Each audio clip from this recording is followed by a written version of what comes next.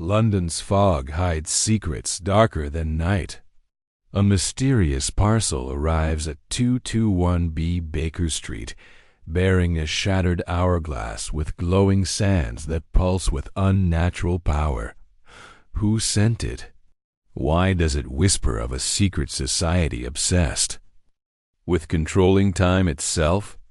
Sherlock Holmes and Dr. Watson plunge into a deadly game, chasing a shadowy figure known only as the horologist. As the sands slip away, one question burns. Can they stop a plot that could unravel reality before time runs out? Chapter 1. The enigmatic parcel. Fog clung to Baker Street like a jealous lover, wrapping the cobblestones in a shroud of mystery that suited Sherlock Holmes perfectly. It was a damp, chilly evening in late autumn, and the gas lamps cast feeble halos, barely piercing the swirling mist. Inside 221B, the fire crackled with a comforting rhythm, its warmth battling the creeping cold that seeped through the window panes. Dr. John Watson sat in his armchair, a well-worn copy of the Lancet open on his lap, though his eyes drifted more to the flames than the pages. Across from him, Sherlock Holmes lounged in his velvet dressing gown, his fingers steepled beneath his chin, his gaze fixed on some invisible puzzle in the air. The silence, companionable yet charged with the promise of interruption, was broken by a sharp rap at the door. Mrs. Hudson's muffled voice carried up the stairs, followed by the creak of floorboards and the unmistakable tread of a stranger. Watson glanced at Holmes, whose eyes had sharpened, like a hawk spotting movement in the grass. "Enter," Holmes called, his voice crisp, betraying none of the languor of moments before. The door swung open, revealing a young man in the livery of a courier, his cap askew and his face flushed from the cold. He clutched a small, nondescript parcel wrapped in brown paper tied with coarse twine. The boy's eyes darted nervously between the two men, settling on Holmes as if drawn by some magnetic force. "Mr. Sherlock Holmes?" the courier asked, his voice cracking slightly. "I am he," Holmes replied, rising with a fluid grace that belied his earlier stillness. "And you are late, by my reckoning, by at least 7 minutes. The fog is no excuse for tardiness." The boy blinked, momentarily thrown, but recovered enough to thrust the parcel forward. "This is for you, sir." "Urgent," they said. "No return address, just your name and this street." Holmes took the package, his long fingers tracing the edges as if they could divine its secrets through touch alone. "No return address, you say? Curious. And who, precisely, are they?" The courier shifted uncomfortably. "Dunno, sir. A man in a black coat gave it to me at the post office. Paid me extra to deliver it quick-like, fog or no fog."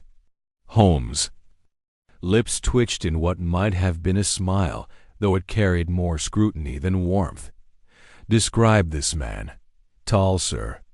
Thin, face half covered by a scarf and a hat pulled low. Didn't see much of him, honest. He was odd, though. Kept looking over his shoulder like he was expecting trouble." "Indeed," Holmes murmured, his eyes narrowing. "Very well, you may go." The boy hesitated, perhaps hoping for a tip, but Holmes had already turned his attention to the parcel, dismissing the courier with a wave. The door closed, and Watson leaned forward, his curiosity piqued. "What is it, Holmes?" he asked, setting aside his journal. "Another case, I presume." Holmes didn't answer immediately. He placed the parcel on the table, studying it with the intensity of a jeweler examining a rare gem. The package was unremarkable at first glance, plain brown paper, slightly creased with "Sherlock Holmes, 221B Baker Street scrawled in. A hurried, angular hand. No postmark, no seal, just the twine knotted tightly around it. Yet something about it seemed to hold Holmes' attention, as if the very air around it vibrated with secrets. Let us see what urgent matter demands our attention, Holmes said at last, producing a small knife from his pocket.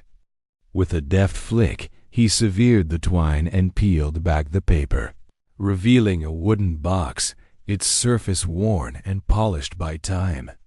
The wood was dark, possibly ebony, and carved with intricate patterns that suggested an origin far older than the pay. Modern streets of London. Holmes lifted the lid, and Watson leaned closer, catching a faint glint of light from within. Inside, nestled on a bed of faded velvet, lay a shattered hourglass. Its glass was cracked into a spiderweb of fractures, the two bulbs barely held together by a twisted metal frame. The sand, what little remained, glowed faintly with an eerie, phosphorescent light, casting a pale green hue across the table.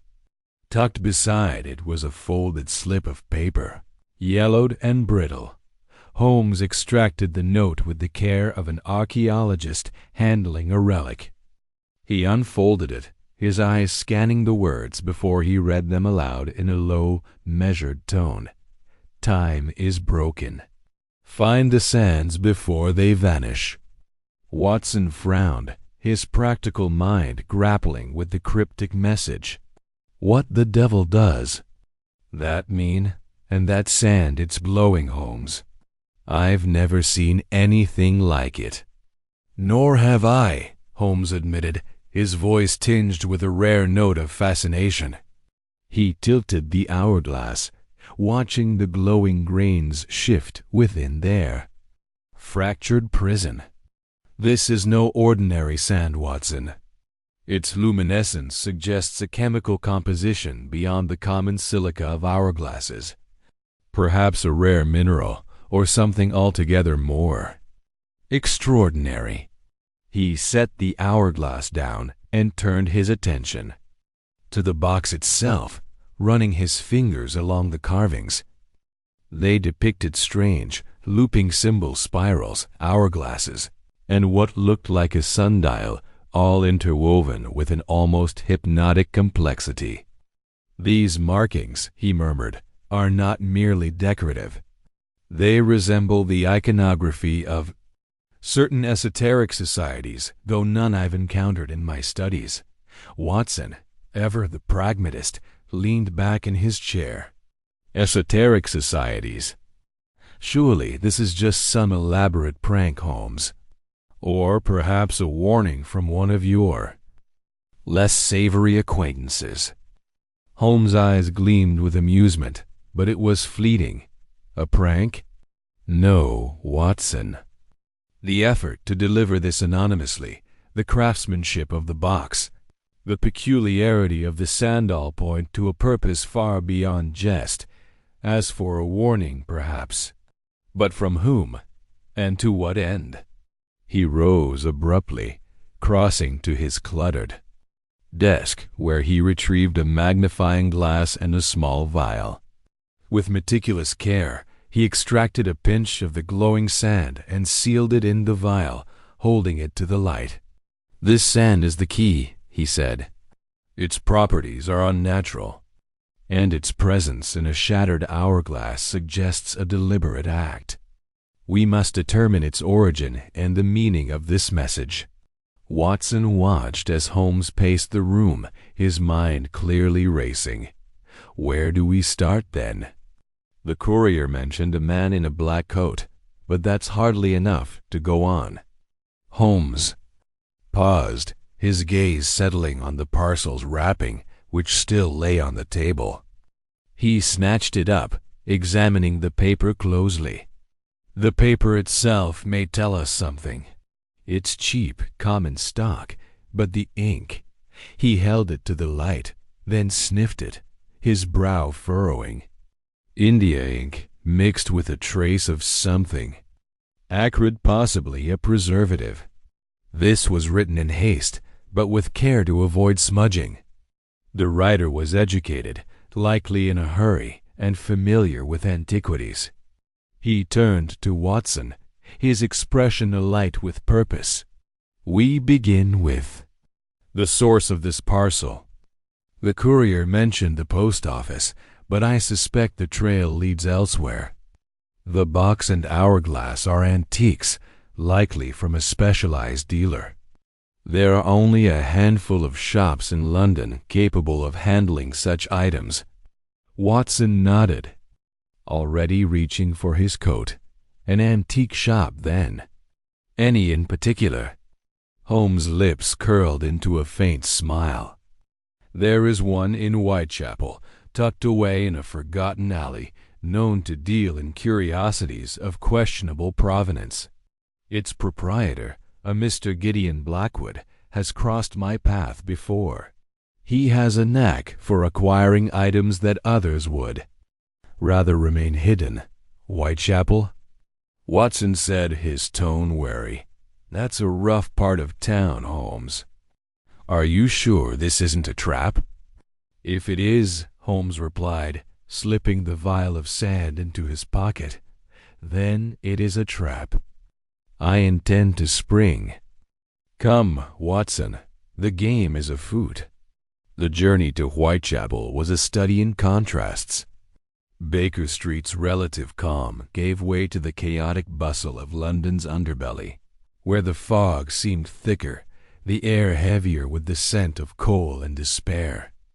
Carriages rattled past, their wheels clattering on uneven stones, while hawkers shouted their wares and urchins darted through the crowds.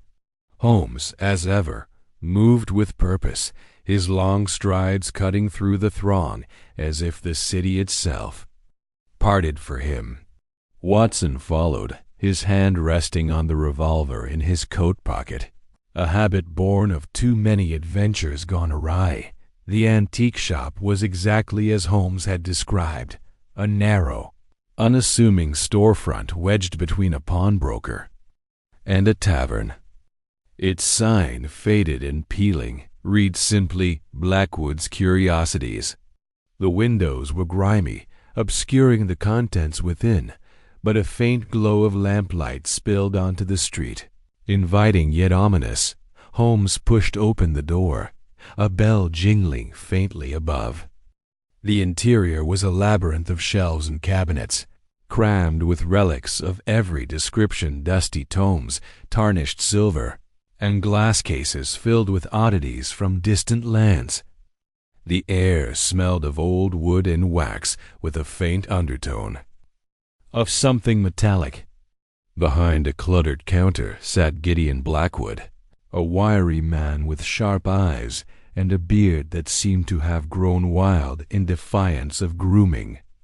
He looked up as they entered, his expression shifting from boredom to guarded curiosity.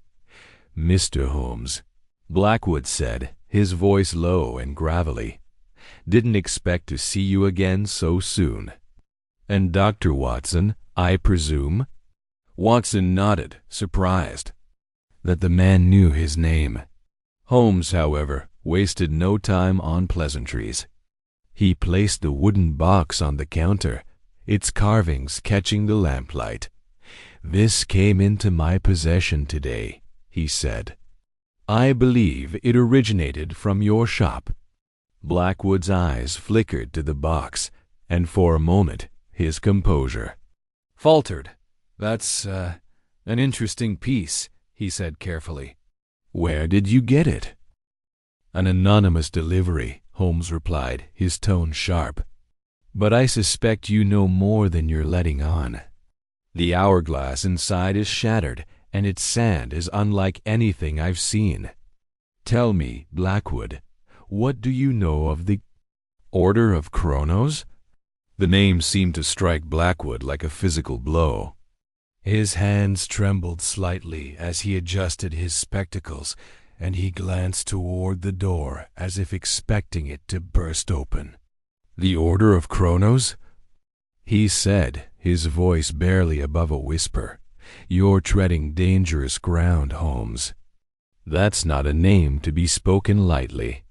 "Then speak quickly," Holmes said, leaning forward, his eyes boring into Blackwood's. "Who sent this parcel, and why?" Blackwood hesitated, then reached beneath the counter, producing a leather-bound ledger. "I don't ask questions about my clients," he said, flipping through the pages. "But this box, I sold it a month ago to a man who paid in cash and gave no name. Tall, thin, wore a black coat and scarf. Said he needed it for a private collection. I didn't ask more. His coin was good." Holmes' eyes narrowed. "And the hourglass?" "Came with the box," Blackwood said. "It was already broken when I got it, but the sand, it glowed even then. I thought it was just a curiosity, but the man seemed to know exactly what he was buying." Watson, growing impatient, stepped forward. "This man in the black coat, did he say anything else? Anything that might help us find him?" Blackwood shook his head. "He was in and out in minutes." "But—" he hesitated, then leaned closer, his voice dropping. There was something in his eyes. Fear, maybe, or obsession.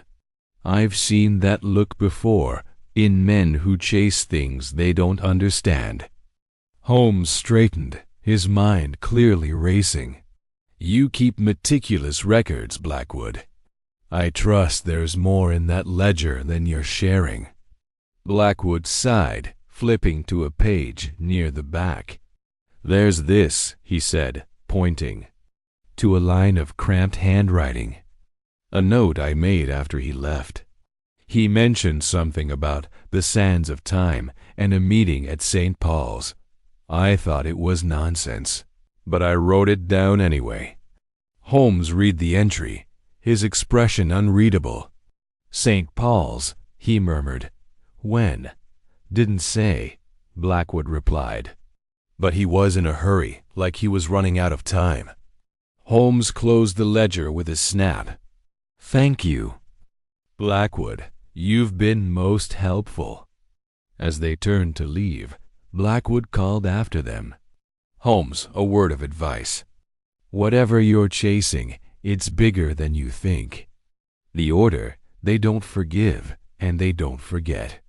Holmes didn't reply, but his silence was answer enough. As they stepped back into the fog, Watson noticed his friend's hand slip into his pocket, retrieving a small, tarnished key he'd found tucked inside the ledger while Blackwood was distracted. It was shaped like an hourglass, its metal worn but intricate, as if it unlocked something far more significant than a door. "What now, Holmes?"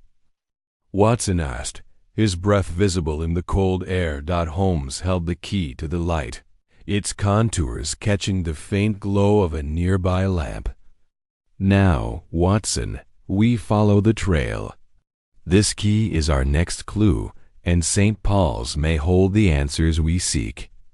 But first, we must learn more about this order of Chronos and the sands they so desperately want." The fog swirled around them, swallowing their figures as they disappeared into the night, the promise of danger and discovery hanging heavy in the air. Holmes' mind was already racing ahead, piecing together the fragments of a puzzle that threatened to unravel the very fabric of time itself. They returned to 21B, where Holmes spent the night poring over his collection of obscure texts, searching for references to the Order of Chronos. Watson, ever the loyal companion, stayed by his side, offering coffee and the occasional question, though he knew better than to interrupt Holmes' focus. By dawn, Holmes had found a single reference in a dusty tome on secret societies, a passing mention of a group dedicated to mastering the flow of time, dismissed as myth by the author. Yet the hourglass, the glowing sand, and the cryptic note were proof enough that the myth was very real. As the first light of morning crept through the curtains, Holmes leaned back in his chair, his eyes alight with determination. "The Order of Kronos," he said, almost to himself. "They believe they can control time itself. And this hourglass, shattered though it may be, is the key to their ambition." Watson, bleary-eyed but resolute, set down his cup. "Then we stop them, Holmes, whatever it takes." Holmes nodded, his gaze fixed on the horizon. "Indeed, Watson. But first, we must find the man in the black coat. He holds the next piece of the puzzle, and I suspect he's closer than we think." The chapter closed with the two men preparing for their next move. The shattered hourglass sitting on the table, its glowing sand a silent promise of mysteries yet to be unraveled. The trail was fresh, the stakes were high, and Sherlock Holmes was ready to face whatever lay ahead, with Watson steadfast at his side. Chapter 2. The Whispering Clockmaker. The fog clung to London streets like a conspirator, muffling the clatter of hooves and the distant cries of newsboys as Sherlock Holmes and Dr. John Watson made their way through the labyrinthine alleys of Whitechapel. The strange key found in the dusty recesses of the antique shop weighed heavily in Holmes' pocket, its irregular shape pressing against his thigh as if urging him onward. The cryptic note from the shattered hourglass, "Time is broken. Find the sands before they vanish," had ignited Holmes' insatiable curiosity, and the key, with its intricate engravings of interlocking gears, seemed the next piece in this enigmatic puzzle. Watson, ever the steadfast companion, adjusted his overcoat against the damp chill. "Holmes, are you certain this key will lead us anywhere? It could be a mere trinket, a red herring left to taunt us." Holmes' lips curled into a faint smile, his eyes glinting with the thrill of the chase. "My dear Watson, a trinket does not bear the marks of a master craftsman, nor is it concealed within a ledger of a shop that hasn't seen a customer in years. This key is a cipher, and I intend to unlock its secret." Their destination was a narrow street off Drury Lane, where, according to the ledger's scrawled annotations, a certain Ebenezer Vane, a clockmaker of peculiar renown, resided. The ledger had mentioned Vane's name alongside cryptic references to the Order and the sands of time, phrases that resonated with the note's ominous tone. Holmes had deduced that Vane was no ordinary tradesman. His work, if the ledger was to be believed, bordered on the arcane. The street was a forgotten artery of the city, lined with sagging tenements and shuttered storefronts. At its end stood a shopfront, its sign barely legible, Vane's Chronometric Emporium. The windows were clouded with grime, and a faint ticking emanated from within, like the heartbeat of some mechanical beast.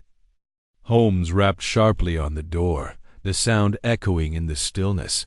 After a long pause, the door creaked open, revealing a man who seemed to have been carved from the shadows themselves. Ebenezer Vane was tall and gaunt, his face a map of wrinkles beneath a shock of white hair. His eyes, magnified by thick spectacles, darted nervously between Holmes and Watson. "What do you want?" he rasped, his voice as dry as the dust coating his shop. "Mr. Vane," Holmes said smoothly, producing the key and holding it up to the dim light. "I believe this belongs to you, or at least to someone in your acquaintance. We seek answers regarding its origin and purpose." Vane's eyes widened, and he stepped back, his hands trembling. "Where did you get that?" he whispered. No, you shouldn't have it. It's dangerous." Watson frowned. his hand instinctively moving to the revolver in his coat pocket. Dangerous? It's a key, man. Speak plainly. Holmes shot. Watson a glance, urging patience. Mr. Vane, we are not here to threaten you. We are investigating a matter of grave importance. This key was found with a shattered hourglass, accompanied by a note suggesting time itself is at stake. Tell us what you know. Vane hesitated, then gestured for them to enter. The shop was a labyrinth of ticking clocks, their faces glowing faintly in the gloom. Pendulums swung in hypnotic rhythm, and gears whirred in unseen mechanisms. The air smelled of oil and old wood, tinged with something acrid, like burnt metal. Vane led them to a cluttered workbench where a half-assembled clock lay in pieces, its springs and cogs gleaming like the innards of a living thing. The key, Vane began, his voice low, is one of 3 crafted for the Order of Chronos. I made it myself years ago, before I understood their true purpose. Holmes leaned forward, his gaze piercing. The Order of Chronos? Who are they, and what do they seek? Vane's hands fidgeted with a small screwdriver, his eyes avoiding Holmes. They're a secret society, older than you'd believe. They're obsessed with time, not just measuring it, but controlling it. The hourglass you found, it was theirs. Its sands are no ordinary grains. They glow, don't they? Phosphorescent, alive almost. The Order believes those sands hold the key to bending time itself. Watson scoffed, though his unease was evident. Bending time? That's nonsense, surely. A fairy tale for madmen. Vane's eyes flashed with a mix of fear and defiance. You'd think so, wouldn't you? But I've seen things, Doctor. I've built devices for them clocks that don't just tell time but capture it, hold it in stasis. The hourglass was their greatest treasure, and its destruction. It's a calamity. Holmes' fingers traced the key's engravings, his mind racing. And this key? What does it unlock? Vane swallowed hard. A vault hidden somewhere in London. I don't know where. I was never trusted with that knowledge. But the vault holds the last of the sands, and the Order will kill to protect it. The room fell silent, save for the relentless ticking. Holmes' eyes narrowed. You crafted a device to capture time, you said. What was it? Vane shook his head, his voice dropping to a whisper. I've said too much already. They're watching, always watching. If they know I've spoken, a sharp creak from the back of the shop cut him off. Watson's hand went to his revolver, but Holmes raised a hand, his senses alert. We're not alone, he murmured. Vane's face paled. You must leave. Now, but Holmes was already moving, his long strides carrying him toward the sound. A narrow door at the back of the shop led to a storeroom, its shelves lined with broken clocks and dusty ledgers. In the shadows, a figure darted toward a rear exit. Holmes pursued, Watson close behind, but the figure was swift, vanishing into the fog-drenched alley beyond that. Back in the shop, Vane was trembling, his eyes fixed on the door. They know you're here, he whispered. You've brought death to my door. Holmes ignored the melodrama, his attention drawn to a clock on the workbench. Its face was unlike the others, its numerals replaced by strange symbols that seemed to shift under scrutiny. He examined it closely, noting a faint seam in its wooden casing. With a deft movement, he pried it open, revealing a folded scrap of paper. Unfurling it, he found a series of numbers and letters, a code that seemed to pulse with hidden meaning. "Watson, we have what we came for," Holmes said, pocketing the paper.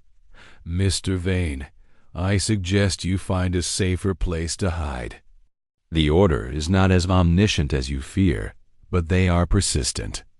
As they stepped back into the fog, Watson glanced at Holmes. What was that paper? Another clue. "A message," Holmes replied, his voice low, "encoded, but not unbreakable. It points to a meeting tonight at St. Paul's Cathedral." Midnight. Watson's brow furrowed. A meeting? With whom? Holmes' eyes gleamed with anticipation. "That, my dear Watson, is what we shall discover." The hours that followed were a blur of preparation. Holmes retreated to 221B Baker Street, where he spread the coded message across his desk, surrounded by chemical vials and a magnifying glass.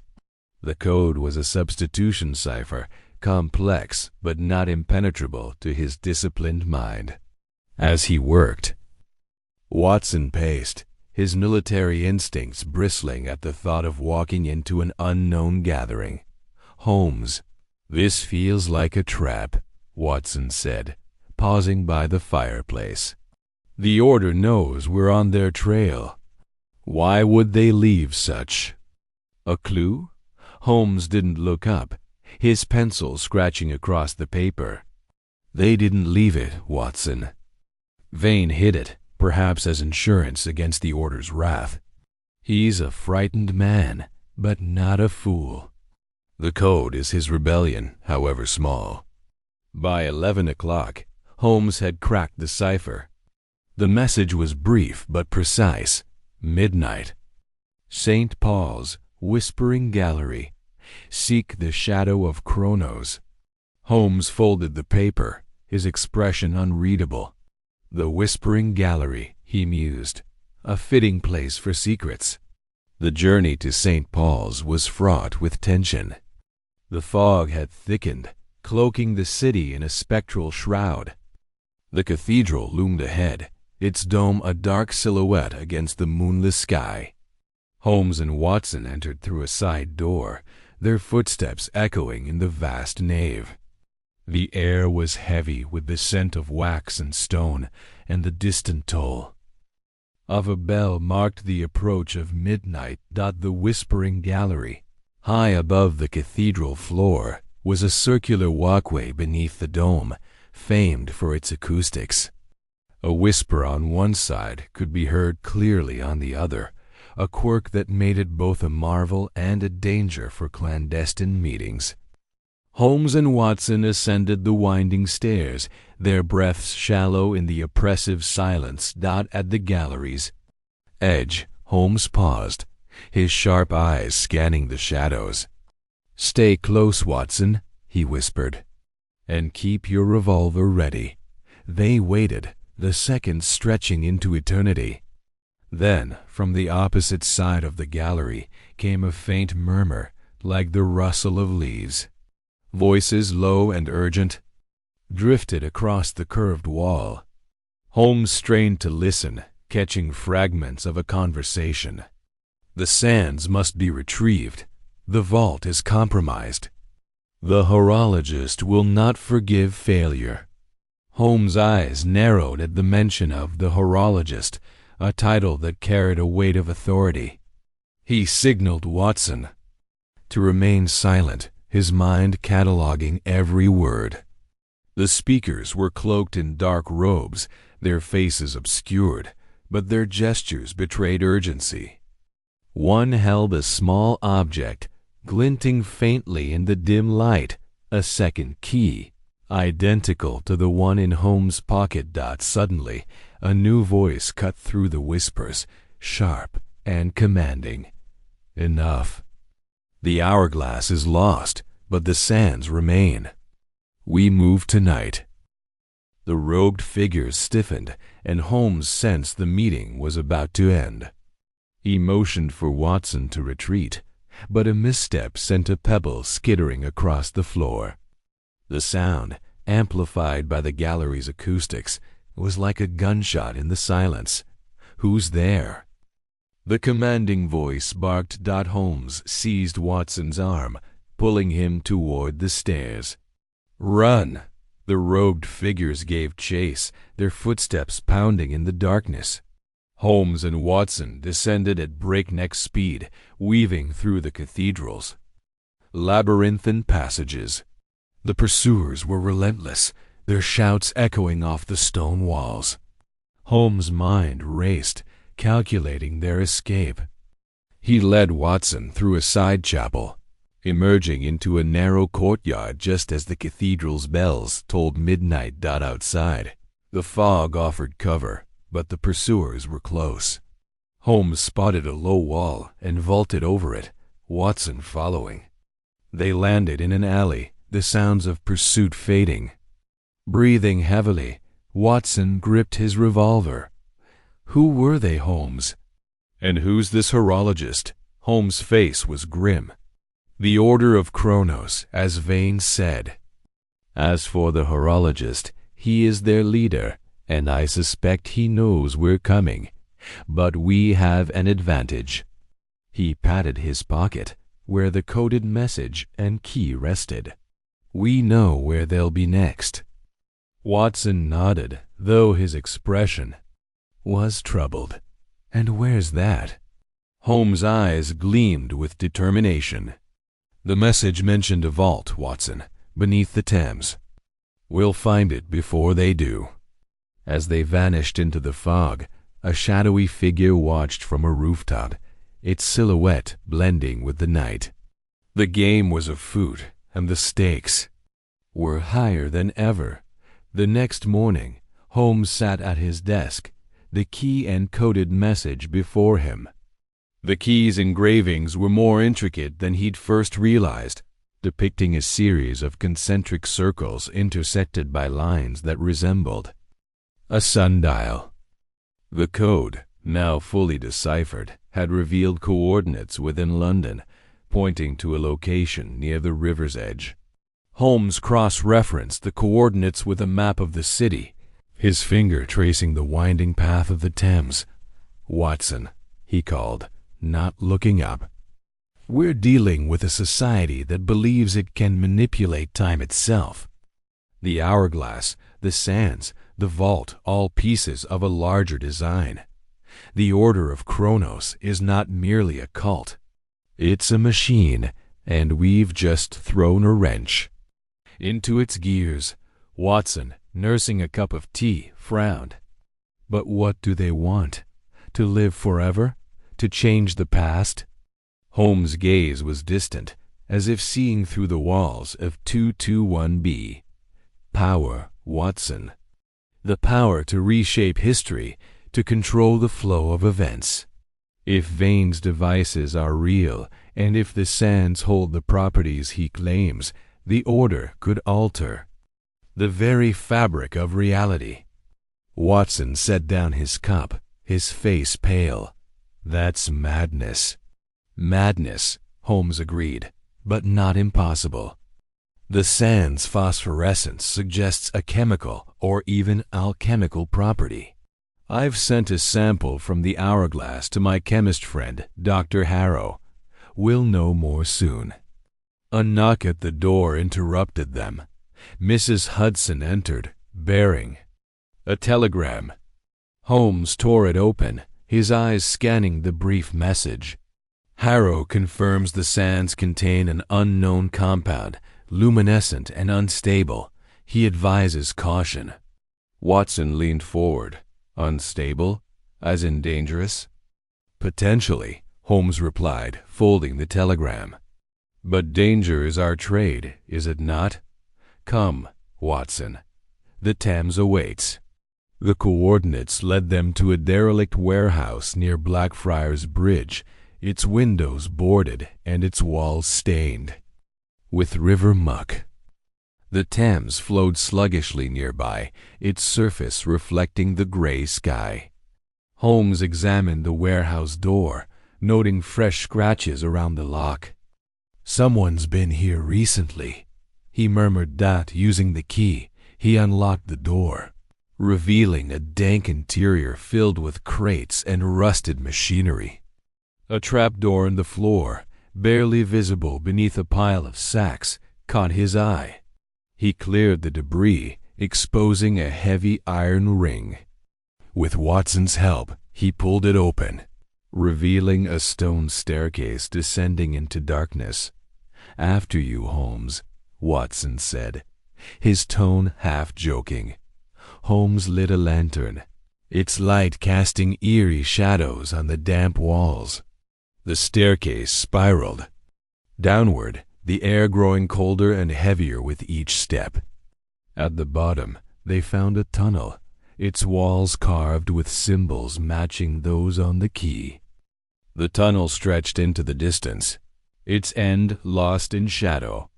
"This is no ordinary smuggler's passage," Holmes said, his voice echoing. "This was built with purpose, perhaps centuries ago." They pressed forward, the lantern's light, revealing more carvings, images of hourglasses, sundials, and figures in robes, their hands raised as if in supplication. The tunnel ended at a massive iron door, its surface etched with a single word, Chronos. Holmes inserted the key, and with a groan, the door swung open. Beyond lay a chamber, its walls lined with shelves of ancient books and strange devices. At its center stood a pedestal, upon which rested a small, glowing vial, the sands of the hourglass, pulsing with an otherworldly light. Before Holmes could approach, a voice echoed from the shadows. "You're too late, Mr. Holmes." A figure stepped into the light, cloaked in black, a silver mask obscuring their face. "The horologist sends his regards," the figure said, drawing a blade. "The sands are ours," Holmes smiled, unperturbed. "We shall see." What followed was a blur of motion. Watson fired his revolver, the shot echoing in the chamber as the figure lunged. Holmes dodged, his cane a weapon in his skilled hands. The fight was brief but fierce, ending with the figure disarmed and fleeing into the tunnel. Holmes secured the vial, his expression triumphant. "We have what we came for," he said, holding the glowing sand aloft. But the game is far from over. As they emerged into the daylight, the warehouse creaking behind them, Holmes' mind was already racing ahead. The order was closing in, and the sands were more dangerous than he'd imagined. The next move would take them deeper into the mystery, to a midnight meeting at St. Paul's Cathedral, where the shadow of Chronos awaited. Chapter 3. Midnight at the Cathedral. The fog clung to London like a damp shroud, swirling around the gas lamps that flickered along the cobbled streets. Sherlock Holmes and Dr. John Watson moved swiftly through the night, their footsteps muffled by the mist. The cryptic message deciphered from Ebenezer Vane's clocks had led them here, to the looming silhouette of St. Paul's Cathedral, its great dome a shadow against the moonlit sky.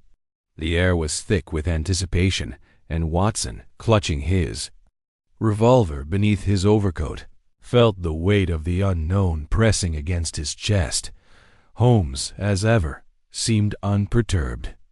His sharp eyes scanned the surroundings, noting every detail, the scuff of a boot on the pavement, the faint glow of a cigarette stubbed out in an alley, the distant clatter of a hansom cab. The key from the antique shop rested in his pocket, its purpose still a mystery. But the coded message had been clear. A meeting of the Order of Chronos would take place at midnight, beneath the cathedral's hallowed arches. Holmes had deduced that this clandestine gathering was no mere coincidence. It was tied to the shattered hourglass and the phosphorescent sands that had sparked this enigma. "Are you certain about this, Holmes?" Watson whispered as they approached. the cathedral's west entrance. The great doors loom before them, their intricate carvings barely visible in the dim light. Infiltrating a secret society in the dead of night seems a touch reckless, even for you. Holmes' lips curled into a faint smile. Reckless, Watson? I prefer to call it calculated audacity. The Order of Kronos holds the key to our mystery, and I intend to unlock it. Besides, we are not without resources. He patted the satchel slung across his shoulder, which contained a few carefully selected items, a set of lockpicks, a small lantern, and a pair of forged invitations he had crafted based on Vane's cryptic clues. The invitations, adorned with an intricate hourglass sigil, were their ticket into the meeting. Watson adjusted his collar, his nerves taut. And these disguises, you're certain they'll pass muster? Holmes glanced at his companion. Both men were dressed in borrowed robes black, hooded garments acquired from a theatrical supplier with a penchant for discretion. The robes, adorned with subtle embroidery mimicking the order's sigil, gave them the appearance of initiates. Holmes had spent hours studying the ledger from the antique shop, piecing together the order's hierarchy and rituals. The order is secretive, but not infallible, he said. Their arrogance will be their undoing. Stay close, keep your revolver at the ready, and follow my lead. They slipped through a side door, its hinges creaking faintly as Holmes worked his lockpicks with practiced ease. The interior of St. Paul's was a cavern of shadows, the vast nave stretching before them like a silent sea. Moonlight filtered through the stained glass windows, casting kaleidoscopic patterns on the marble floor. The air smelled of old stone and wax, and the distant echo of their footsteps seemed to mock the sanctity of the place. Holmes led the way, moving with the confidence of a man who had memorized the cathedral's layout. They descended a spiral staircase to the crypts where the meeting was to take place. The air grew colder, the walls damp with age. Watson's grip on his revolver tightened as they approached a heavy iron door, its surface etched with an hourglass symbol. Holmes produced the forged invitations, slipping them into a slot in the door. A moment later, a muffled click echoed, and the door swung inward. They stepped into a chamber lit by flickering torches, their flames casting eerie shadows on the stone walls. A dozen figures stood in a circle, their faces obscured by hoods similar to those Holmes and Watson wore. At the center of the room was a stone altar upon which rested a single object, a small, ornate box, its lid carved with the same hourglass sigil. The atmosphere was heavy with tension, the silence broken only by the faint drip of water somewhere in the darkness. Holmes nudged Watson, directing his attention to the box. "The lost sands," he whispered, his voice barely audible. "Or a clue to their whereabouts." Before Watson could respond, a figure stepped forward, taller than the others, their robe adorned with silver threads that glinted in the torchlight. This was the horologist, the leader of the order, their identity concealed behind a featureless mask shaped like an hourglass. The horologist raised a hand, and the room fell silent. "Brothers and sisters of Kronos," the horologist began, their voice low and resonant. "The time of reckoning approaches. The sands have been scattered, but they will be reclaimed. The vault awaits, and with it, the power to reshape the world." Watson's heart pounded. The vault, the sands, the words echoed the cryptic note from the shattered hourglass. He glanced at Holmes, whose eyes were fixed on the horologist, analyzing every gesture, every inflection. The horologist continued, "Tonight we reaffirm our purpose. The lost sands must be gathered before the equinox, or all we have worked. F4 will be lost. The map is nearly complete, but there are those who would oppose us interlopers who seek to unravel our destiny. A murmur rippled through the group. Watson felt a chill, wondering if their presence had been detected. Holmes, however, remained motionless, his expression unreadable. "We have been betrayed," the horologist declared suddenly, their voice sharp with accusation. "One among us has shared our secrets with outsiders." The room erupted into chaos. Hooded figures turned on one another, voices raised in suspicion. Watson's hand hovered over his revolver, but Holmes gripped his arm, urging restraint. "Not yet," he hissed Dot in the confusion. A younger member of the order, a man with a nervous demeanor, stepped forward, clutching a tattered piece of parchment. "I found this," he shouted, holding it aloft. A map fragment, stolen from the archives. It was hidden in Vane's shop. The horologist snatched the parchment, examining it with a predatory intensity. "This is the key to the vault," they said, their voice trembling with excitement. "But who among us would dare betray the order?" Before anyone could respond, a figure lunged from the shadows, a blade flashing in the torchlight. The young man screamed, collapsing as blood pooled beneath him. The room descended into pandemonium, robes swirling as members fled or drew weapons. Holmes seized the moment, pulling Watson toward the altar. With a deft movement, he snatched the map fragment from the horologist's grasp and slipped it into his satchel. "Run!" Holmes barked, shoving Watson toward a side passage. They sprinted through the crypts, the sounds of pursuit echoing behind them. The horologist's voice rang out, cold and commanding. "Find them. They must not leave with the fragment." The crypts were a labyrinth of stone corridors, their walls lined with ancient tombs and forgotten relics. Holmes navigated with uncanny precision, his mind a map of the cathedral's underbelly. Watson struggled to keep pace, his breath ragged, his revolver now drawn. They rounded a corner and found themselves in a narrow chamber, its walls adorned with faded frescoes depicting hourglasses and celestial alignments. Holmes paused, his eyes scanning the room. "A dead end," he muttered, his voice calm despite the danger. He knelt, examining the floor, and pressed a concealed stone.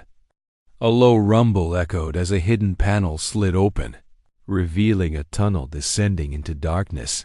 "After you, Watson," Holmes said, gesturing to the passage. Watson hesitated, the distant shouts of their pursuers growing louder. "You're certain this is safe?" "Nothing is certain," Holmes replied, "but it's preferable to capture." He lit the small lantern from his satchel, its beam cutting through the gloom. They descended into the tunnel, the air thick with the scent of earth and decay. The passage was narrow, its walls slick with moisture. Watson's heart raced as he imagined the order closing in. What was that map fragment? He asked, his voice echoing faintly. "A piece of the puzzle," Holmes said, his eyes gleaming in the lantern light. "It points to the vault beneath the Thames, where the lost sands are hidden. The Order's plan hinges on those sands, and we must reach them first." The tunnel opened into a wider chamber, its ceiling supported by ancient beams. A rusty iron gate barred their path, but Holmes produced the strange key from the antique shop, its teeth fitting perfectly into the lock. The gate creaked open, revealing a stone staircase leading upward. They emerged into a deserted alley behind the cathedral, the fog thicker now, muffling the city's sounds. Holmes extinguished the lantern and tucked the map fragment into his coat. "We've stirred the hornet's nest, Watson," he said, his tone almost gleeful. "The horologist will not rest until they reclaim this fragment." Watson wiped sweat from his brow, his revolver still in hand. "And that poor chap back there killed for finding the map. This order is ruthless." "Indeed," Holmes said, his expression darkening. "But their ruthlessness betrays their desperation. The sands are their obsession, and we hold the key to their undoing." As they slipped into the fog, the distant toll of St. Paul's bells marked the hour. Midnight had passed, and the chase was far from over. Holmes' mind was already racing ahead, piecing together the map fragment's clues, while Watson felt the weight of their mission settle upon him. The Order of Kronos was a formidable foe, and the horologist's vow of revenge echoed in their wake. The morning light barely penetrated the fog as Holmes and Watson returned to 221B Baker Street. The map fragment, now spread across Holmes' desk, was a tattered piece of parchment, its edges frayed but its markings clear, a series of lines and symbols that suggested a location beneath the River Thames. Holmes paced the room, his pipe unlit, his mind a whirlwind of deduction. "The vault," he said, pausing to tap the parchment. "It lies in a forgotten tunnel, likely constructed during the medieval era. The Order has gone to great lengths to protect it." Watson, nursing a brandy to steady his nerves, leaned over the map. "And these symbols? They look like some sort of code." "They are," Holmes said, his eyes narrowing. "A cipher based on celestial alignments, likely tied to the equinox mentioned by the horologist. The sands must be retrieved by then, or their power, whatever it may be, will be lost." He sat at the desk, sketching a rough translation of the symbols. "The vault is accessible only through a specific entrance marked by an hourglass sigil. We must find it before the Order realizes we have the fragment." Watson frowned. "And the horologist?" "That mask, that voice, they're no ordinary fanatic." Holmes nodded, his expression grim. "The horologist is a strategist, a leader who commands loyalty through fear and ambition. Their identity remains a mystery, but their vendetta against U.S. is personal. We must tread carefully." Over the next few hours, Holmes pored over maps of London's underground, cross-referencing them with the fragment's clues.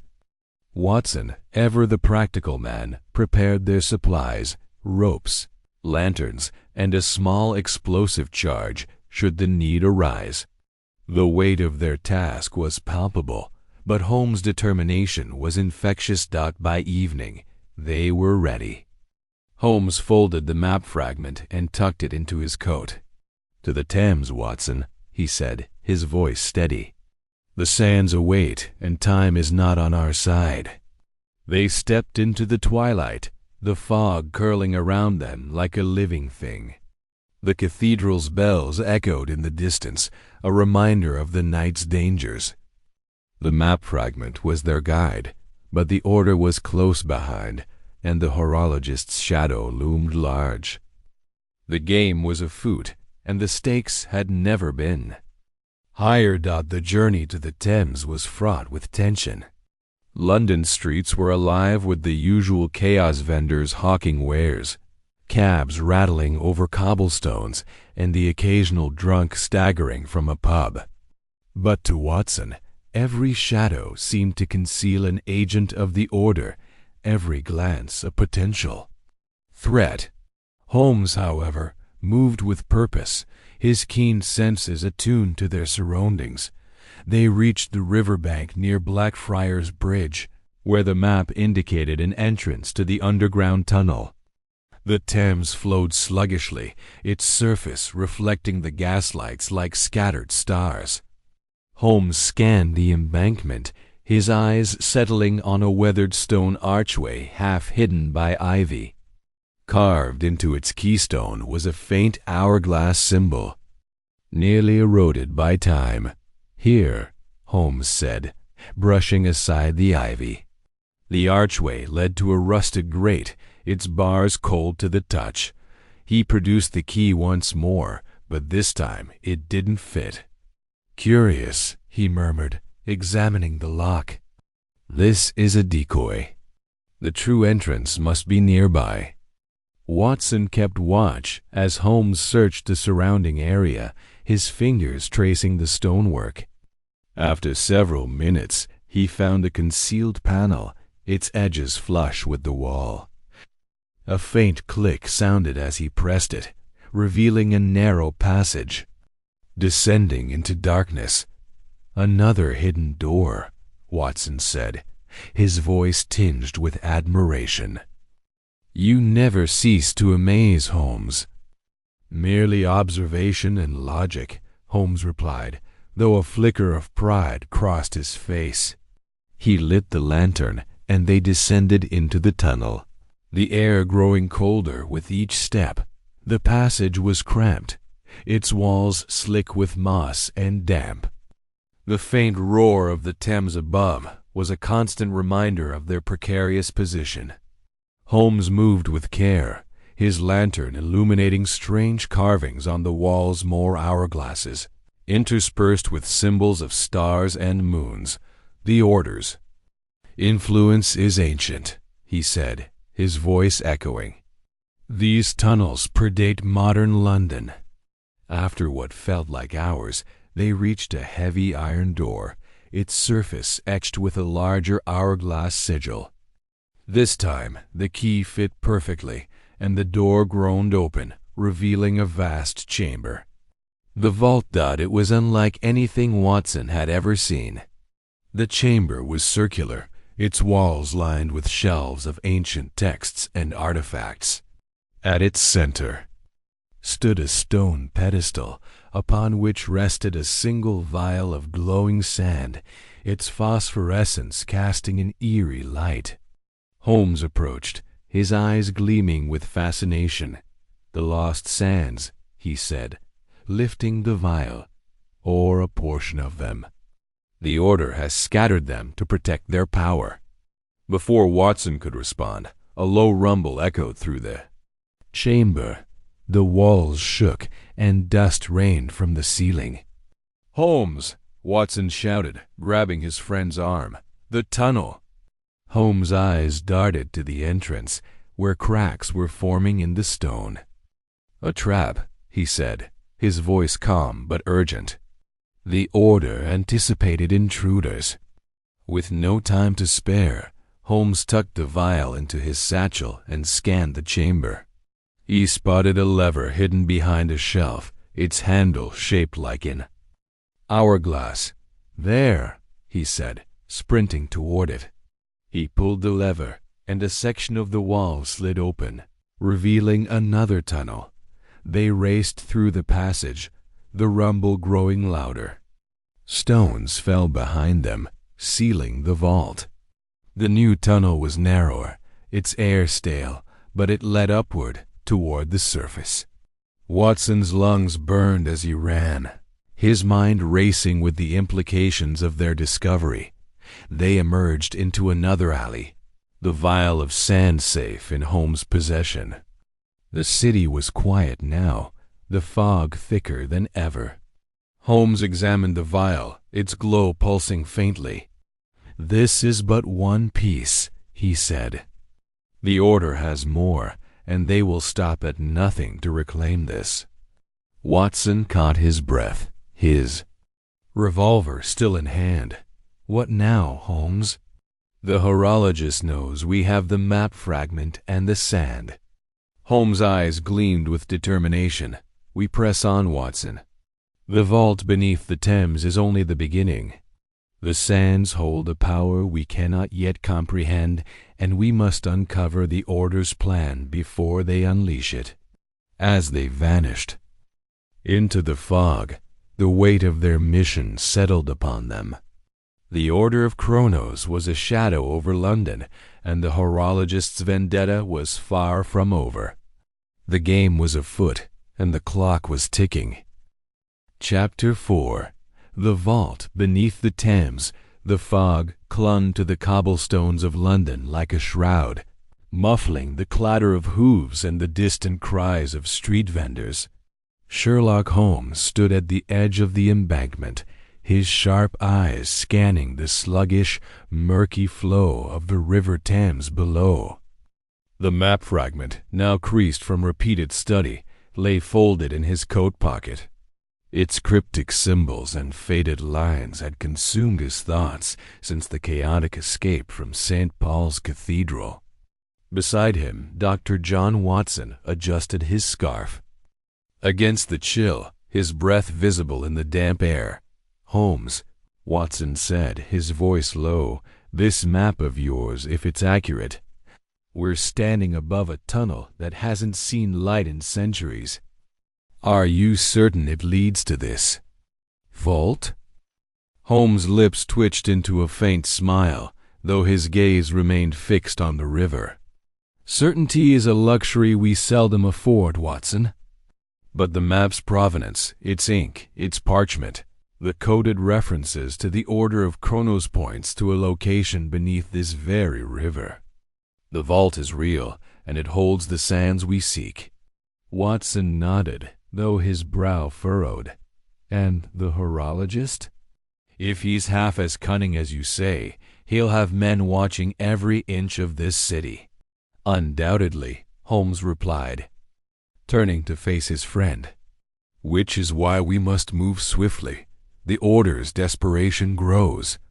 They know we have their map fragment. Come, the entrance lies near the old wharf at Wapping." They set off, their footsteps echoing in the quiet. Dawn. The map had revealed a hidden tunnel, accessible through a derelict warehouse once used by smugglers.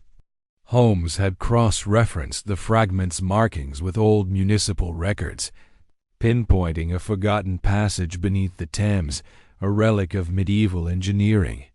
The Order of Kronos, it seemed, had chosen their hiding place well concealed, not just by secrecy, but by the weight of history itself. The warehouse loomed ahead, its windows boarded, its walls stained with the grime of decades.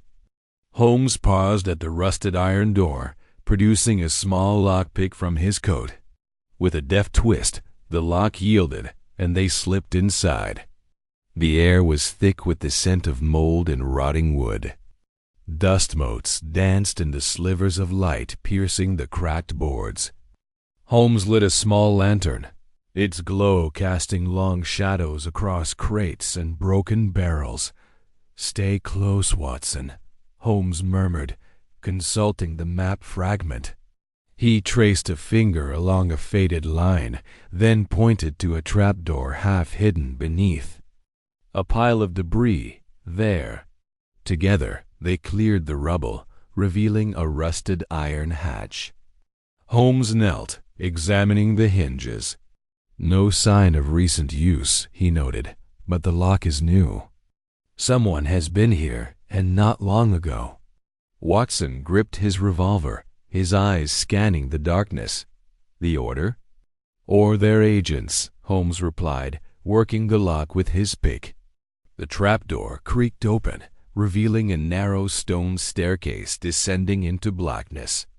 A faint draft carried the damp, earthy smell of the riverbed. Holmes handed Watson the lantern. "After you, my dear fellow." Watson hesitated, then squared his shoulders and descended, the lantern's light flickering on the slick stone walls. Holmes followed, his senses alert to every sound, the drip of water, the faint groan of the earth above. The staircase spiraled downward, its steps worn smooth by time.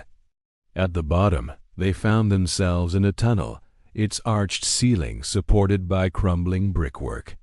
The air was heavy, the silence oppressive. Holmes studied the walls, noting faint carving symbols matching those on the map. "We're close," he said, his voice barely above a whisper. "The vault lies ahead, but we must be cautious. The Order would not leave such a prize unguarded." They moved forward, the tunnel narrowing as it sloped downward. The lantern cast eerie shadows, and Watson's grip on his revolver tightened. After several minutes, they reached a heavy iron door, its surface etched with an intricate design of interlocking gears and hourglasses. At its center was a keyhole, shaped to match the strange key Holmes had found in the antique shop. Holmes inserted the key, turning it with a satisfying click. The door groaned open, revealing a chamber vast enough to swallow the lantern's light. The walls were lined with shelves, each holding ancient texts, scrolls, and artifacts relics of a forgotten age. At the chamber's center stood a stone pedestal, upon which rested a small sealed box, its surface glowing faintly with the same phosphorescent sheen as the shattered hourglass. The sands. Watson breathed, stepping forward. Holmes grabbed his arm. "Wait, look at the floor." Watson lowered the lantern, revealing a mosaic of tiles, each inscribed with symbols.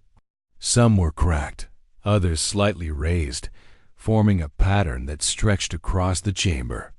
"A trap," Holmes sighed, his eyes narrowing. "Step on the wrong tile, and we may trigger a mechanism we'll regret." He knelt, studying the mosaic. The symbols matched those on the map, but their arrangement was a puzzle. Holmes' mind raced, piecing together the logic of the design. "It's a cipher," he said at last. "The tiles form a sequence, a path to the pedestal. Step only where I step." Carefully, Holmes moved forward, his eyes darting between the tiles and the map fragment. Watson followed, matching his movements precisely. Each step felt like a gamble, the silence broken only by their breathing and the occasional creak of the earth above. Halfway across, Holmes paused, his hand raised. "Do you hear that?" he whispered. Watson strained his ears. A faint clicking sound, like the ticking of a clock, echoed from the walls. "What is it?" "A mechanism," Holmes said grimly. "The Order's ingenuity never ceases to amaze. Stay still." He scanned the chamber, his eyes catching a faint glint of metal. In the shadows, a series of hidden gears embedded in the walls were slowly turning, triggered by their presence. "The tiles activate a countdown," Holmes said. "We have minutes, perhaps less, before this chamber seals itself or worse." With renewed urgency, Holmes navigated the remaining tiles, reaching the pedestal. The box was locked, its surface inscribed with a riddle. "To hold time, name its keeper." Holmes frowned, his mind sifting through possibilities. "The keeper of time," he muttered. "Kronos, perhaps. No, too obvious. The Order would demand something more obscure." Watson glanced nervously at the walls, where the clicking grew louder. "Holmes, we don't have time for this." Holmes' eyes lit up.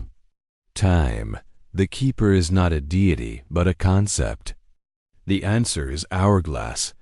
He pressed the word into a series of engraved slots on the box, each letter clicking into place. The lid sprang open, revealing a single vial of glowing sand, its light pulsing like a heartbeat. Holmes pocketed it, but before he could speak, the chamber shuddered. Dust rained from the ceiling, and a low rumble filled the air. "The trap!" Watson shouted. Holmes grabbed his arm, pulling him back toward the door. The mosaic tiles began to sink, revealing spikes beneath. The gears in the walls spun faster, and a section of the ceiling collapsed, blocking their path. Holmes' mind raced, calculating their options. "The shelves," he said, pointing to the walls. "Climb." They scrambled onto the shelves, using them as a makeshift ladder to avoid the sinking floor. The chamber groaned, stones falling as the tunnel began to collapse. Holmes spotted a narrow ledge near the door, just wide enough for them to edge along. "There, Watson. Move." They inched along the ledge, the vial of sand secure in Holmes' pocket. The door loomed ahead, but the collapsing ceiling sent debris crashing down. Watson stumbled, his foot slipping, but Holmes caught him, hauling him back. With a final lunge, they reached the door, tumbling into the tunnel as the chamber sealed itself behind a wall of stone. Panting, they leaned against the tunnel wall, the lantern's light flickering. "That was too close," Watson said, wiping sweat from his brow. Holmes' eyes gleamed with exhilaration. "Close, but successful. We have the sand, Watson. One step closer to unraveling the Order's plans." They retraced their steps through the tunnel, emerging into the warehouse as dawn broke over London. The city was waking, oblivious to the danger they had just escaped. Holmes held up the vial, its glow faint but steady. "This is no ordinary substance," he said. "Its properties defy science as we know it. We must find Dr. Lysander Crow. He alone may understand its true nature." Watson nodded, though his expression was grim. "And the Order? They'll know we've been here." Holmes' smile was cold. "Let them come. The game is afoot, and we hold the advantage for now." They stepped into the fog, the vial of sand a beacon of mystery in Holmes' hand, its secrets promising both answers and peril in the chapters to come. The journey back to Baker Street was silent, each man lost in thought. The city stirred around them, its rhythm unchanged, yet the weight of their discovery pressed heavily. Holmes' mind churned, piecing together the puzzle of the Order of Chronos. The sands, the vault, the map all pointed to a purpose far greater than mere treasure. The ancient texts in the vault had spoken of a ritual, a means to manipulate time itself. Such power, in the wrong hands, could reshape the world. At 221B. Holmes spread the map fragment on his desk, its edges worn but its secrets intact. Watson stood by the fire, warming his hands. "What now, Holmes?" "We have the sand. But the Order won't stop. And this horologist, he's no ordinary foe." Holmes nodded, his fingers tracing the map's symbols. "The horologist is a strategist, Watson, but he has made one critical error, underestimating us. The texts in the vault mentioned a formula, a key to unlocking the sand's potential. Crow, the alchemist, is our next lead. He's in hiding, but I have ways of finding those who wish to remain unseen." Watson frowned. "And if the Order finds him first?" "Then we must be faster," Holmes said, his voice resolute. He pocketed the vial and map, his eyes alight with determination. "Rest now, Watson. Tomorrow we hunt an alchemist and—" "The truth." The fire crackled, casting shadows across the room. Outside, London hummed with life, unaware of the battle brewing in its underbelly. The sands of time, now in Holmes' possession, held secrets that could change everything. And as the clock on the mantel ticked toward midnight, the detective knew the game was far from over. The next morning, Holmes was already at work, his desk a chaos of papers and chemical vials. Watson entered, carrying a tray of tea and toast. only to find Holmes hunched over a microscope, examining a pinch of the glowing sand. "Good heavens, Holmes, have you slept at all?" "Sleep is a distraction, Watson," Holmes replied without looking up. "This sand is extraordinary. Its luminescence suggests a rare mineral, perhaps infused with an unknown energy. I've cross-referenced it with geological records, but nothing matches. Crow's expertise is our only hope." Watson set the tray down, his expression skeptical. "And where do we find this Crow?" "London's a big place, and he's not exactly advertising his whereabouts." Holmes straightened, a gleam in his eye. The ledger from the antique shop contained a coded address disguised as a shipping manifest. "It points to a tenement in Whitechapel, a place where a man like Crow could hide among the masses. We leave within the hour." The journey to Whitechapel was a stark contrast to the Embankment's quiet grandeur. The streets teemed with live vendors hawking wares, children darting through alleys, the air thick with the smell of coal and sweat. Holmes navigated the chaos with ease, his eyes scanning for the telltale signs of their quarry. The address led them to a crumbling tenement, its windows dark, its door guarded by a burly man with a scar across his cheek. Holmes approached, his demeanor casual. "Good day, sir. We seek Dr. Lysander Crow, a matter of mutual interest." The man's eyes narrowed. "No Crow here. Move along." Holmes' smile was disarming. "Perhaps this will jog your memory." He produced a coin, but as the man reached for it, Holmes grabbed his wrist, twisting it just enough to elicit a grunt. "Tell Crow that Sherlock Holmes has the sand. He'll want to see me." The man hesitated, then nodded, disappearing inside. Moments later, he returned, gesturing for them to follow. They were led through a maze of corridors, the air growing colder with each step. At last, they reached a door, its surface scarred but sturdy. It opened to reveal a small room, lit by a single candle. Dr. Lysander Crow sat at a cluttered table, his face gaunt, his eyes haunted. "Mr. Holmes," Crow said, his voice low, "you've brought trouble to my door." Holmes stepped forward, placing the vial of sand on the table. "And you, Dr. Crow, have answers I need. Tell me about the sands and the Order of Chronos."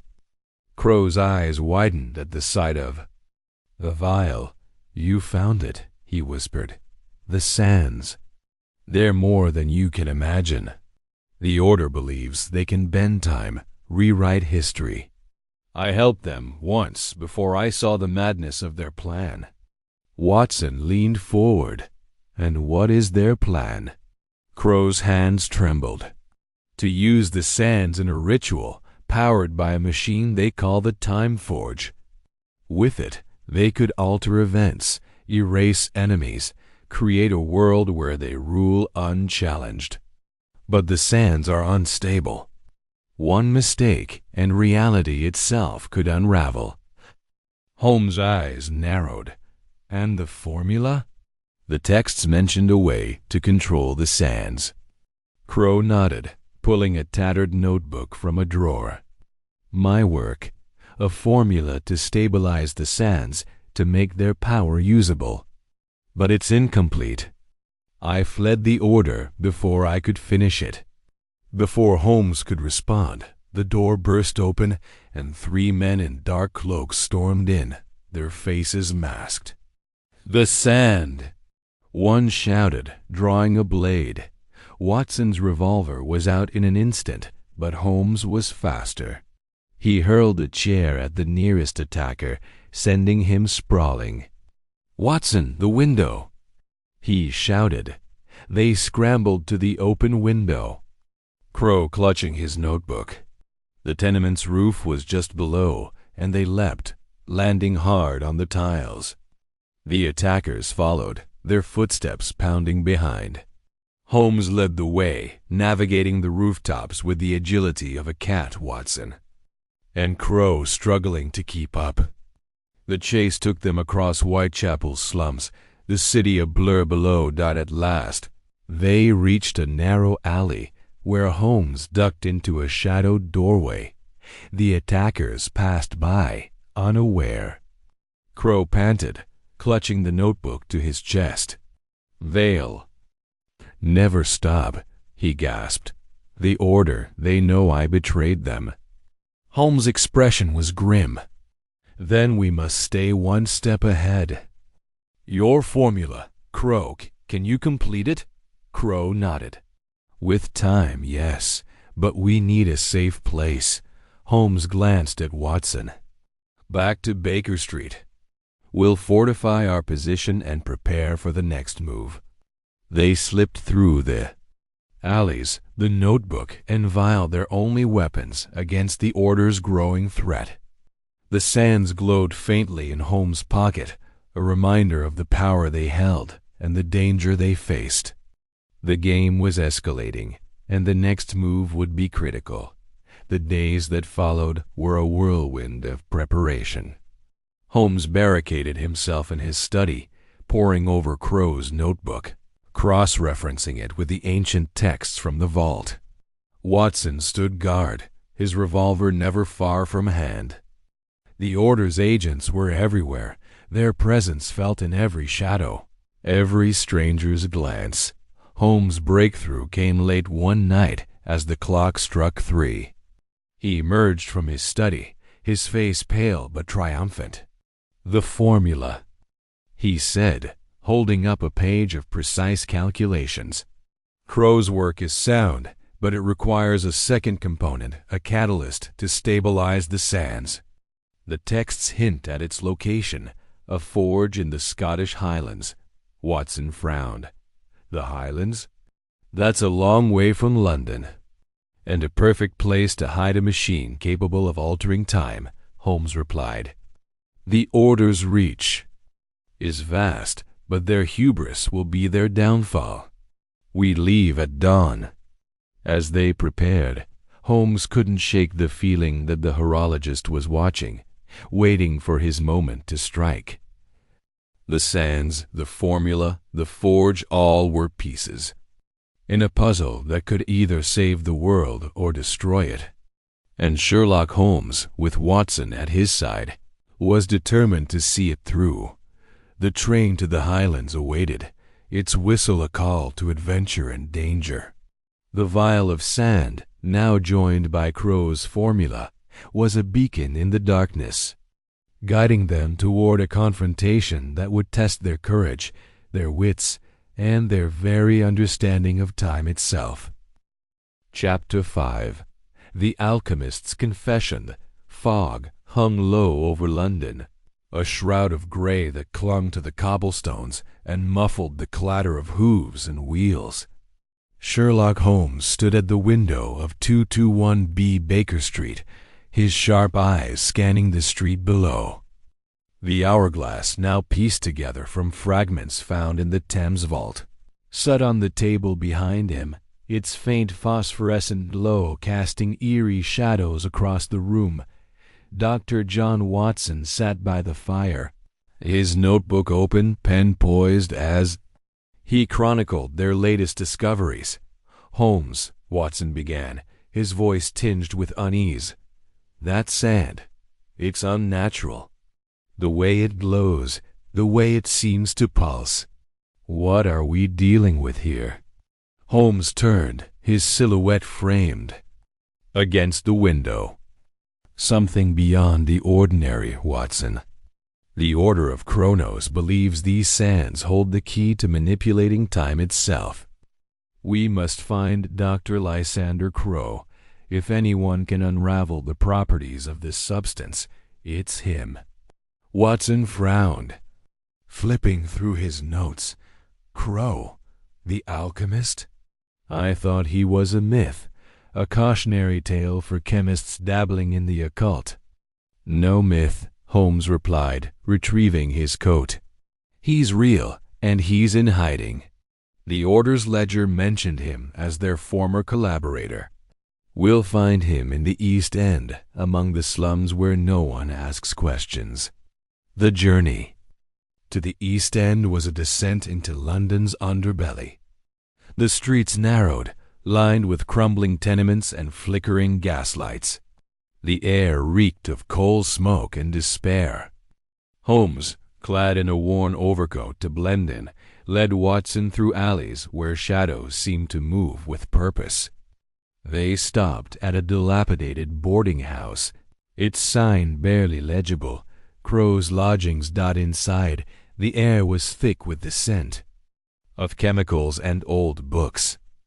A frail man with wild gray hair and spectacles perched on a hooked nose sat at a cluttered table, surrounded by vials and manuscripts.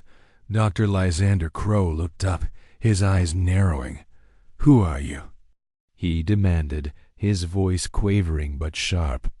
"Sherlock Holmes," the detective replied, removing his hat.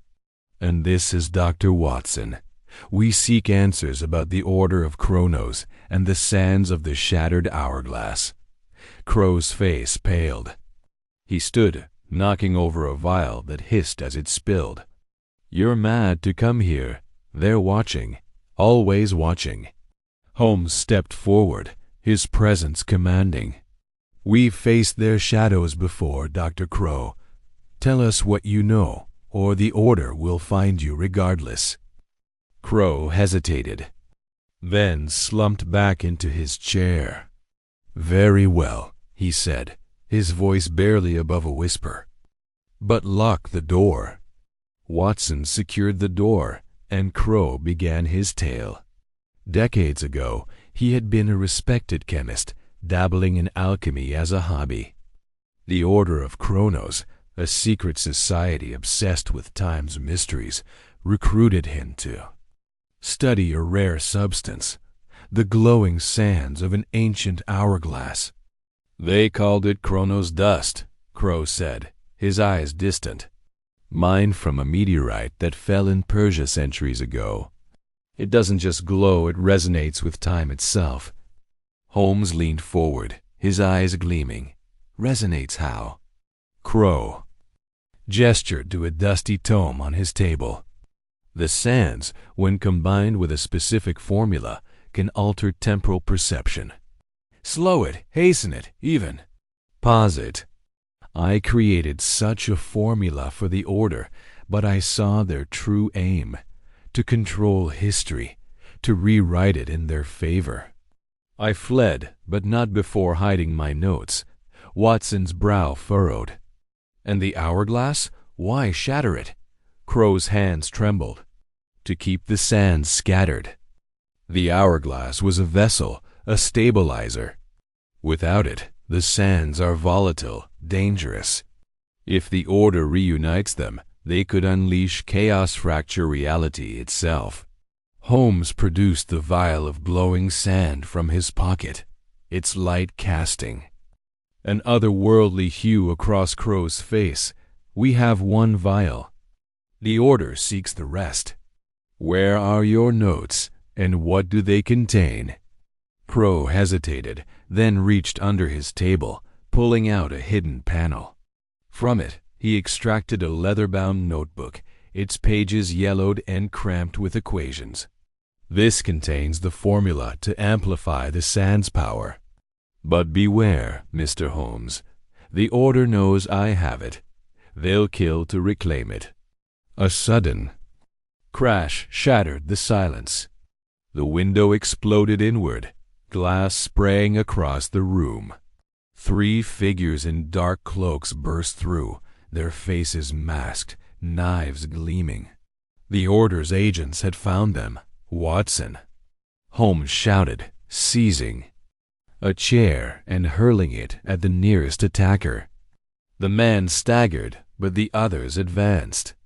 Watson drew his revolver, firing a warning shot that echoed through the cramped room. The agents hesitated, giving Holmes time to grab Crow and the notebook. Out the back, Holmes ordered, shoving Crow toward a hidden door behind a bookshelf. Watson followed, covering their retreat. The alley behind the boarding house was a maze of crates and refuse, but Holmes navigated it with unerring precision. Shouts and footsteps pursued them. The agents relentless. They emerged onto a crowded street, blending into the throng of dockworkers and beggars. Holmes led them to a nearby tenement, its roof offering a vantage point. As they climbed, Crow panted, clutching the notebook to his chest. "They'll never stop," he gasped. "The horologist, he's their leader. He knows everything." Holmes' eyes narrowed. "The horologist? What do you know of him?" Crow shook his head. "Only rumors. He's brilliant, ruthless. Some say he's walked through time itself." On the rooftop, the city sprawled below, a tapestry of light and shadow. Holmes scanned the horizon, his mind racing. "We need a safe place to study this notebook," he said. "Watson, we'll head to Mrs. Hudson's cousin's flat in Whitechapel. It's discreet." But the respite was brief. A glint of steel caught Holmes' eye a sniper on a nearby roof. "Down!" he shouted, tackling Watson and Crow as a bullet whizzed past. The rooftop became a battlefield, the agents closing in from below. Holmes spotted a fire escape and led the way. His movements swift and calculated. The chase spilled into the streets, a chaotic sprint through alleys and markets. Holmes used every trick he knew, doubling back, blending with crowds, even tossing a smoke bomb from his pocket to obscure their path. Finally, they reached a derelict warehouse, its doors rusted but sturdy. Inside, they barricaded themselves, catching their breath. Crow, still clutching the notebook, sank to the floor. "You don't understand," he said, his voice breaking. "The formula, it's not just science. It's alchemy, metaphysics.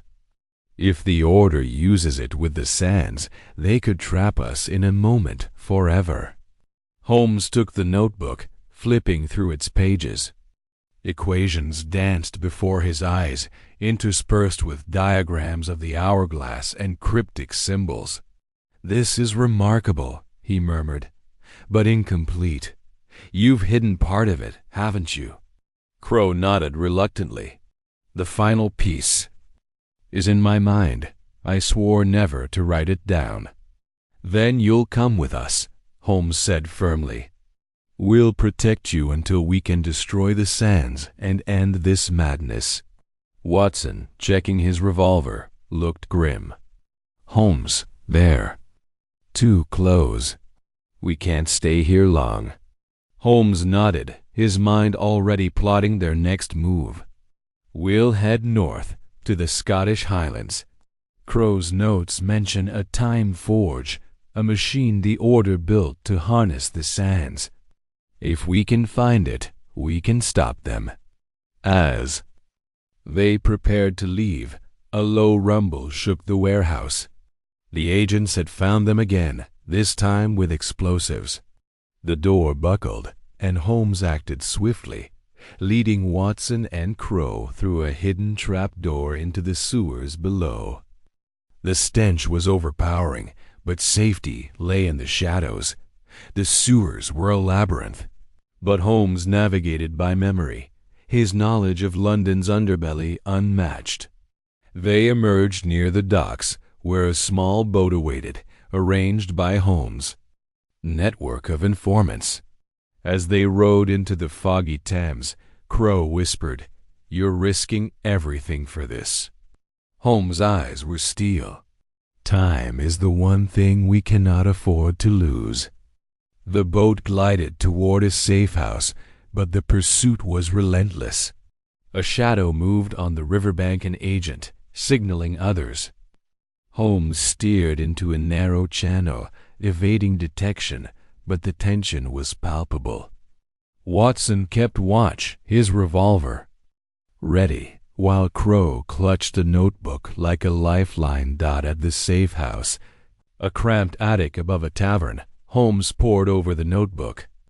The formula was complex, requiring precise measurements of the sands and a catalyst Crow had yet to reveal. "This catalyst," Holmes pressed. "What is it?" Crow hesitated, then spoke. "A rare mineral, found only in the highlands. The order controls the only known deposit. Without it, the formula is useless." Holmes' lips curled into a faint smile. "Then we'll take it from them." As dawn broke, the safe house was no longer safe. A knock at the door revealed Lestrade, a Scotland Yard inspector and occasional ally. But something was off. His eyes darted nervously. Holmes sensed betrayal. "Lestrade, what have you done?" he asked, his voice low. Before Lestrade could answer, the door burst open, and order agents stormed in. Holmes, Watson, and Crow fought back, a whirlwind of fists and gunfire. Holmes used a chandelier to swing across the room, knocking out 2 agents, while Watson tackled another. Crow, surprisingly spry, wielded a chair like a weapon. They escaped through a window, clambering onto the rooftops once more. The city was a maze of tiles and chimneys, and Holmes led the way, his coat billowing like a cape. The agents pursued, their numbers growing. A rooftop chase ensued, a perilous dance across London's skyline. Holmes spotted a construction site nearby, its scaffolding a potential escape. Chapter 6. The train to nowhere. Holmes sat in the dimly lit compartment of the midnight train, his sharp eyes scanning the worn velvet seats and the flickering gas lamp above. The rhythmic clatter of wheels on tracks filled the air, a metronome. To his racing thoughts, Dr. Watson, seated opposite, clutched a leather satchel containing Dr. Lysander Crow's cryptic notes, their edges frayed from hurried handling.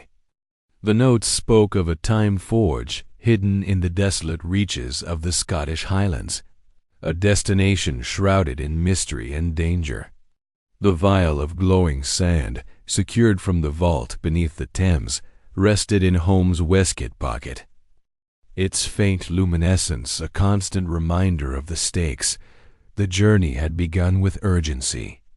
After Crow's confession in the slums of London, Holmes had deciphered a fleeting reference in the alchemist's papers, a train departing King's Cross at midnight, bound for an unmarked station.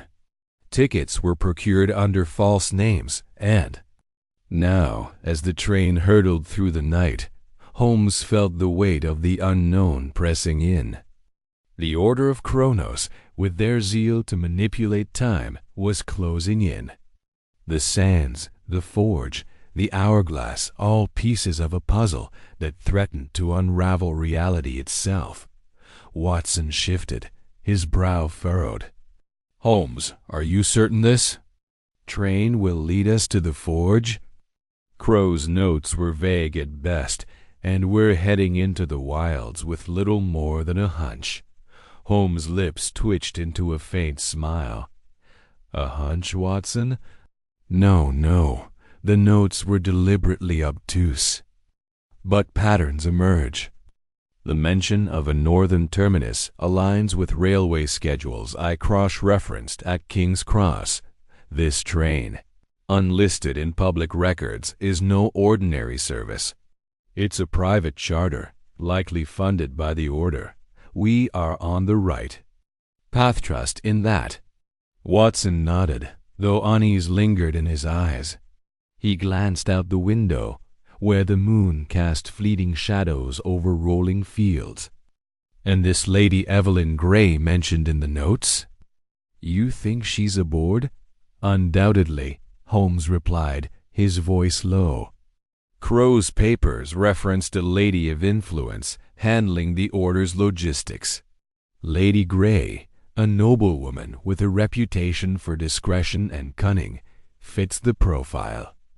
She's no mere courier, she's a player in their game. If she's here, we'll find her. The compartment door rattled, and Holmes' hand instinctively moved to the revolver concealed beneath his coat. A porter, his uniform crisp despite the late hour, poked his head in. "Tickets, gentlemen." Holmes produced the forged tickets with a practiced ease, his demeanor genial but his eyes sharp. The porter, a wiry man with a pinched face, examined them closely before nodding. "Enjoy your journey, sirs. Next stop's a ways off." As the porter retreated, Holmes leaned toward Watson. "Notice the man's cufflinks. Engraved with a small hourglass and order insignia. We're surrounded, Watson. Stay vigilant."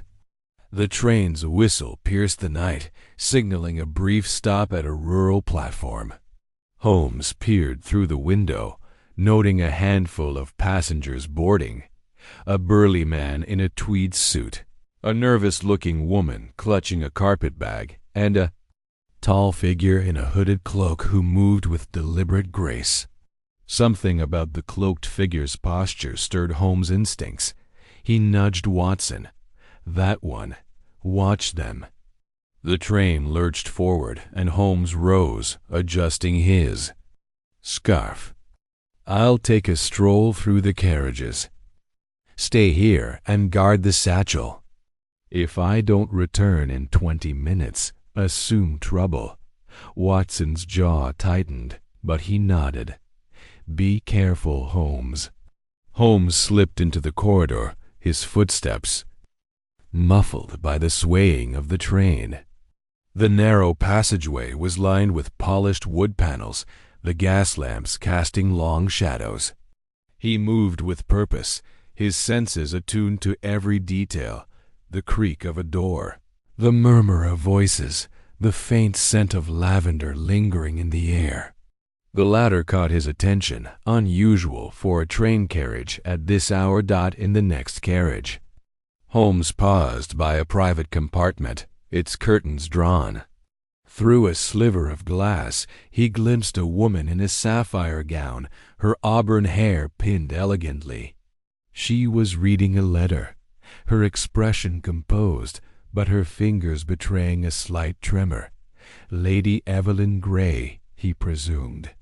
Holmes memorized her features, sharp cheekbones, piercing green eyes before moving on. Careful not to draw attention. The dining car was a hive of subdued activity. A few passengers sipped tea or brandy, their conversations hushed. Holmes took a seat at the bar, ordering a coffee to blend in.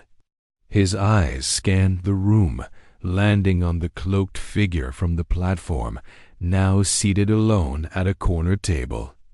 The figure's hands, gloved in black leather, toyed with a silver pocket watch. Another hourglass insignia glinted on the watch's chain. Holmes sipped his coffee, his mind racing. The order's presence was undeniable, but their purpose on this train was unclear. Were they transporting more sands? Guarding Lady Grey? Or was the train itself a trap? He needed answers, and Lady Grey was the key. Returning to the compartment, Holmes found Watson alert, the satchel still secure. "Lady Grey is aboard," Holmes whispered. "And we're not alone. The order has agents here, marked by hourglass symbols." "We must tread carefully." Watson frowned. "What's the plan?" "We engage Lady Grey," Holmes said. "She's our link to the forge. But first, we need leverage." Crow's notes mentioned a smuggling operation tied to the sands. "If we can uncover her cargo, we'll have the upper hand." The train's rhythm shifted, slowing as it approached another remote station. Holmes glanced out, spotting a crate being loaded onto a baggage car under the watchful eye of the cloaked figure. "There," he said. "That's our target. Follow me." They slipped into the corridor, moving toward the baggage car. The train was quiet now, most passengers asleep or lost in their thoughts. Holmes picked the lock on the baggage car door with a deft hand, and they stepped into a dimly lit space filled with trunks and crates. The crate from the platform stood out, its wood stamped with an hourglass sigil. Holmes pried it open, revealing a velvet-lined case containing a second vial of glowing sand identical to the one in his pocket. "They're moving the sands in stages," he murmured. "This confirms the forge's importance. They need multiple vials to activate it." A creak behind them made Holmes spin, his revolver drawn. The cloaked figure stood in the doorway, a blade glinting in their hand. "You're meddling in affairs beyond your understanding, Mr. Holmes," the figure said, their voice low and accented. Holmes kept his aim steady. "And you're guarding a dangerous secret. Step aside, or this ends poorly." The figure lunged, but Watson was faster, tackling them to the floor. A brief struggle ended with Holmes binding the figure's wrists with a length of cord. Removing the hood revealed a man with a scarred face, his eyes blazing with defiance. "The horologist will see you dead," he spat. Holmes ignored the threat, searching the man's pockets. He found a coded telegram, its message brief: "Sands secure. Forge awaits. Gray to deliver." "Lady Gray is the courier," Holmes said. "We confront her now." Leaving the man bound, they returned to the passenger cars, locating Lady Gray's compartment. Holmes knocked sharply. "Lady Gray, a word." The door opened, and Lady Evelyn Gray stood before them, her expression cool. "Mr. Holmes, I presume?" "To what do I owe this intrusion?" Holmes held up the telegram. "Your role in the orders scheme is exposed. We have the sand from the baggage car. Tell us about the forge, or this telegram reaches Scotland Yard." Her eyes flickered, but she maintained her composure. "You're clever, but you're out of your depth. The forge is no mere machine, it's a gateway. The sands are its key. You can't stop what's coming." Holmes leaned closer. "Then enlighten me. Where is it, and what does the order plan?" "Lady." Gray smiled thinly. "You'll find the forge in the Highlands near Loch Morar, but you'll never reach it. The order is everywhere." A sudden jolt shook the train, followed by shouts from the corridor. Holmes glanced out, seeing masked figures moving through the cars, weapons drawn. "Ambush," he hissed. "Watson, the satchel." Watson grabbed the satchel as Holmes pushed Lady Gray into the compartment, barricading the door. "Stay here," he ordered her. "You're our leverage now." The attackers breached the corridor, their blades gleaming. Holmes and Watson fought back, using the narrow space to their advantage. Holmes disarmed one with a precise strike, while Watson's military training shone as he felled another. The skirmish was brutal but brief, the attackers retreating as the train slowed for another stop. Holmes turned to Lady Gray, who sat calmly despite the chaos. "You'll guide us to the forge," he said. "Refuse, and you'll face justice alongside your order." She met his gaze, unflinching. "Very well, Holmes. But know this, the forge's power is beyond your imagination. You may regret seeking it." The train screeched to a halt at a desolate station, the platform shrouded in mist. Holmes and Watson stepped off, Lady Gray in tow, the second vial of sand now in their possession.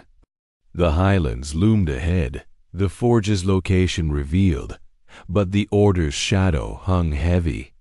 The journey was far from over, and the true test awaited in the wilds of Scotland. As they vanished into the fog, Holmes' mind churned with possibilities. The forge, the sands, the order's ambitions all converged on a single point. He gripped the hourglass key from the antique shop, its weight a promise of answers yet to come. Chapter 7. The Forge of Eternity. The Scottish Highlands stretched before Sherlock Holmes and Dr. John Watson like a vast, untamed canvas, painted in hues of emerald and slate beneath a sky bruised with storm clouds. The air was sharp with the scent of heather and damp earth, and the wind carried a low, mournful howl as it swept through the rugged valleys. They had disembarked from the train at a desolate station, little more than a wooden platform battered by time and weather, and now stood at the edge of a narrow path that snaked into the hills. The map fragment, clutched in Holmes' gloved hand, was their only guide to the elusive time forge mentioned in Dr. Lysander Crow's cryptic notes. Holmes' eyes, sharp as a hawk's, scanned the horizon. "The forge lies beyond that ridge," he said, pointing to a jagged outcrop in the distance. "The terrain is treacherous, Watson. We must tread carefully, for the Order of Chronos will not be far behind." Watson adjusted the strap of his satchel, which held their meager supplies and the 2 vials of glowing sand they had secured. His face was set with determination, though a flicker of unease passed through his eyes. "This forge, Holmes, do you truly believe it can alter time itself?" "It sounds like something out of a penny dreadful." Holmes' lips twitched in a rare half-smile. "The improbable is often the truth, my dear Watson. The sands we carry, infused with properties beyond our current science, suggest a mechanism that defies natural law. The Order's obsession with them confirms their potential. We shall see what truths this forge reveals." They set off, their boots crunching against the gravelly path. The wind grew fiercer as they ascended, tugging at their coats and stinging their faces. The map fragment, though incomplete, had been deciphered by Holmes' keen mind during the faying their train journey.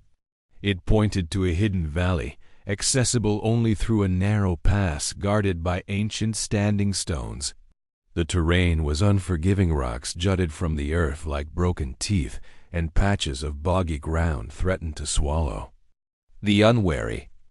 Watson, ever the soldier, kept pace with Holmes' relentless stride, though he cast frequent glances over his shoulder, half expecting the shadowy figures of the Order to emerge from the mist dot. As they neared the pass, the standing stones loomed into view, their weathered surfaces etched with symbols that seemed to pulse faintly in the dim light. Holmes paused, crouching to examine one. "These markings are pre-Celtic," he murmured, tracing a spiral with his finger. "They resemble the inscriptions on the hourglass. The Order has chosen their sanctuary well." Watson shivered, not entirely from the cold. "It's as if the stones are watching us, Holmes. Do you suppose they're part of some ancient mechanism?" "Possibly," Holmes replied, standing. "Or they serve as a warning. Come, Watson, the valley awaits." The pass was a claustrophobic gash in the rock, barely wide enough for 2 men to walk abreast. The walls rose sheer on either side, slick with moss and dripping with moisture. The air grew heavy, carrying a faint metallic tang that set Watson's nerves on edge. Holmes moved with the precision of a cat, his eyes darting to every shadow, every crevice. At one point, he stopped abruptly, raising a hand. Watson froze, his hand instinctively moving to the revolver in his coat. "Listen," Holmes whispered. A faint hum, almost imperceptible, vibrated through the stone. It was not the wind, nor the distant rumble of thunder, but something mechanical, rhythmic, like the heartbeat of some great beast. "The forge," Holmes said, his voice low but tinged with excitement. "We are close." They emerged from the pass into a hidden valley, its floor cradled by towering cliffs. At its center stood a structure that defied description, a monolithic edifice of black stone, its surface smooth and unmarred by time. It rose like a cathedral to some forgotten god, its spires piercing the low clouds. At its base, a massive iron door stood ajar, its surface engraved with the same spiraling symbols as the standing stones. The hum was louder now, a pulsating thrum that seemed to resonate in their bones. Watson stared, awestruck. "Good Lord, Holmes, what is this place?" "The Forge of Eternity," Holmes replied, his voice barely above a whisper. "The heart of the Order's ambition. Stay close, Watson. We are not alone." They approached the iron door, which creaked ominously as Holmes pushed it open. Beyond lay a vast chamber, its walls lined with intricate machinery, gears and pistons of an unknown metal, glowing faintly with the same phosphorescence as the sands. At the chamber's center stood a circular platform, atop which rested a device that could only be the time forge itself. It was a towering apparatus, a lattice of crystalline tubes and spinning dials, with a central chamber large enough to hold a man. Within it, a faint glow pulsed, as if alive. Holmes' eyes gleamed with fascination.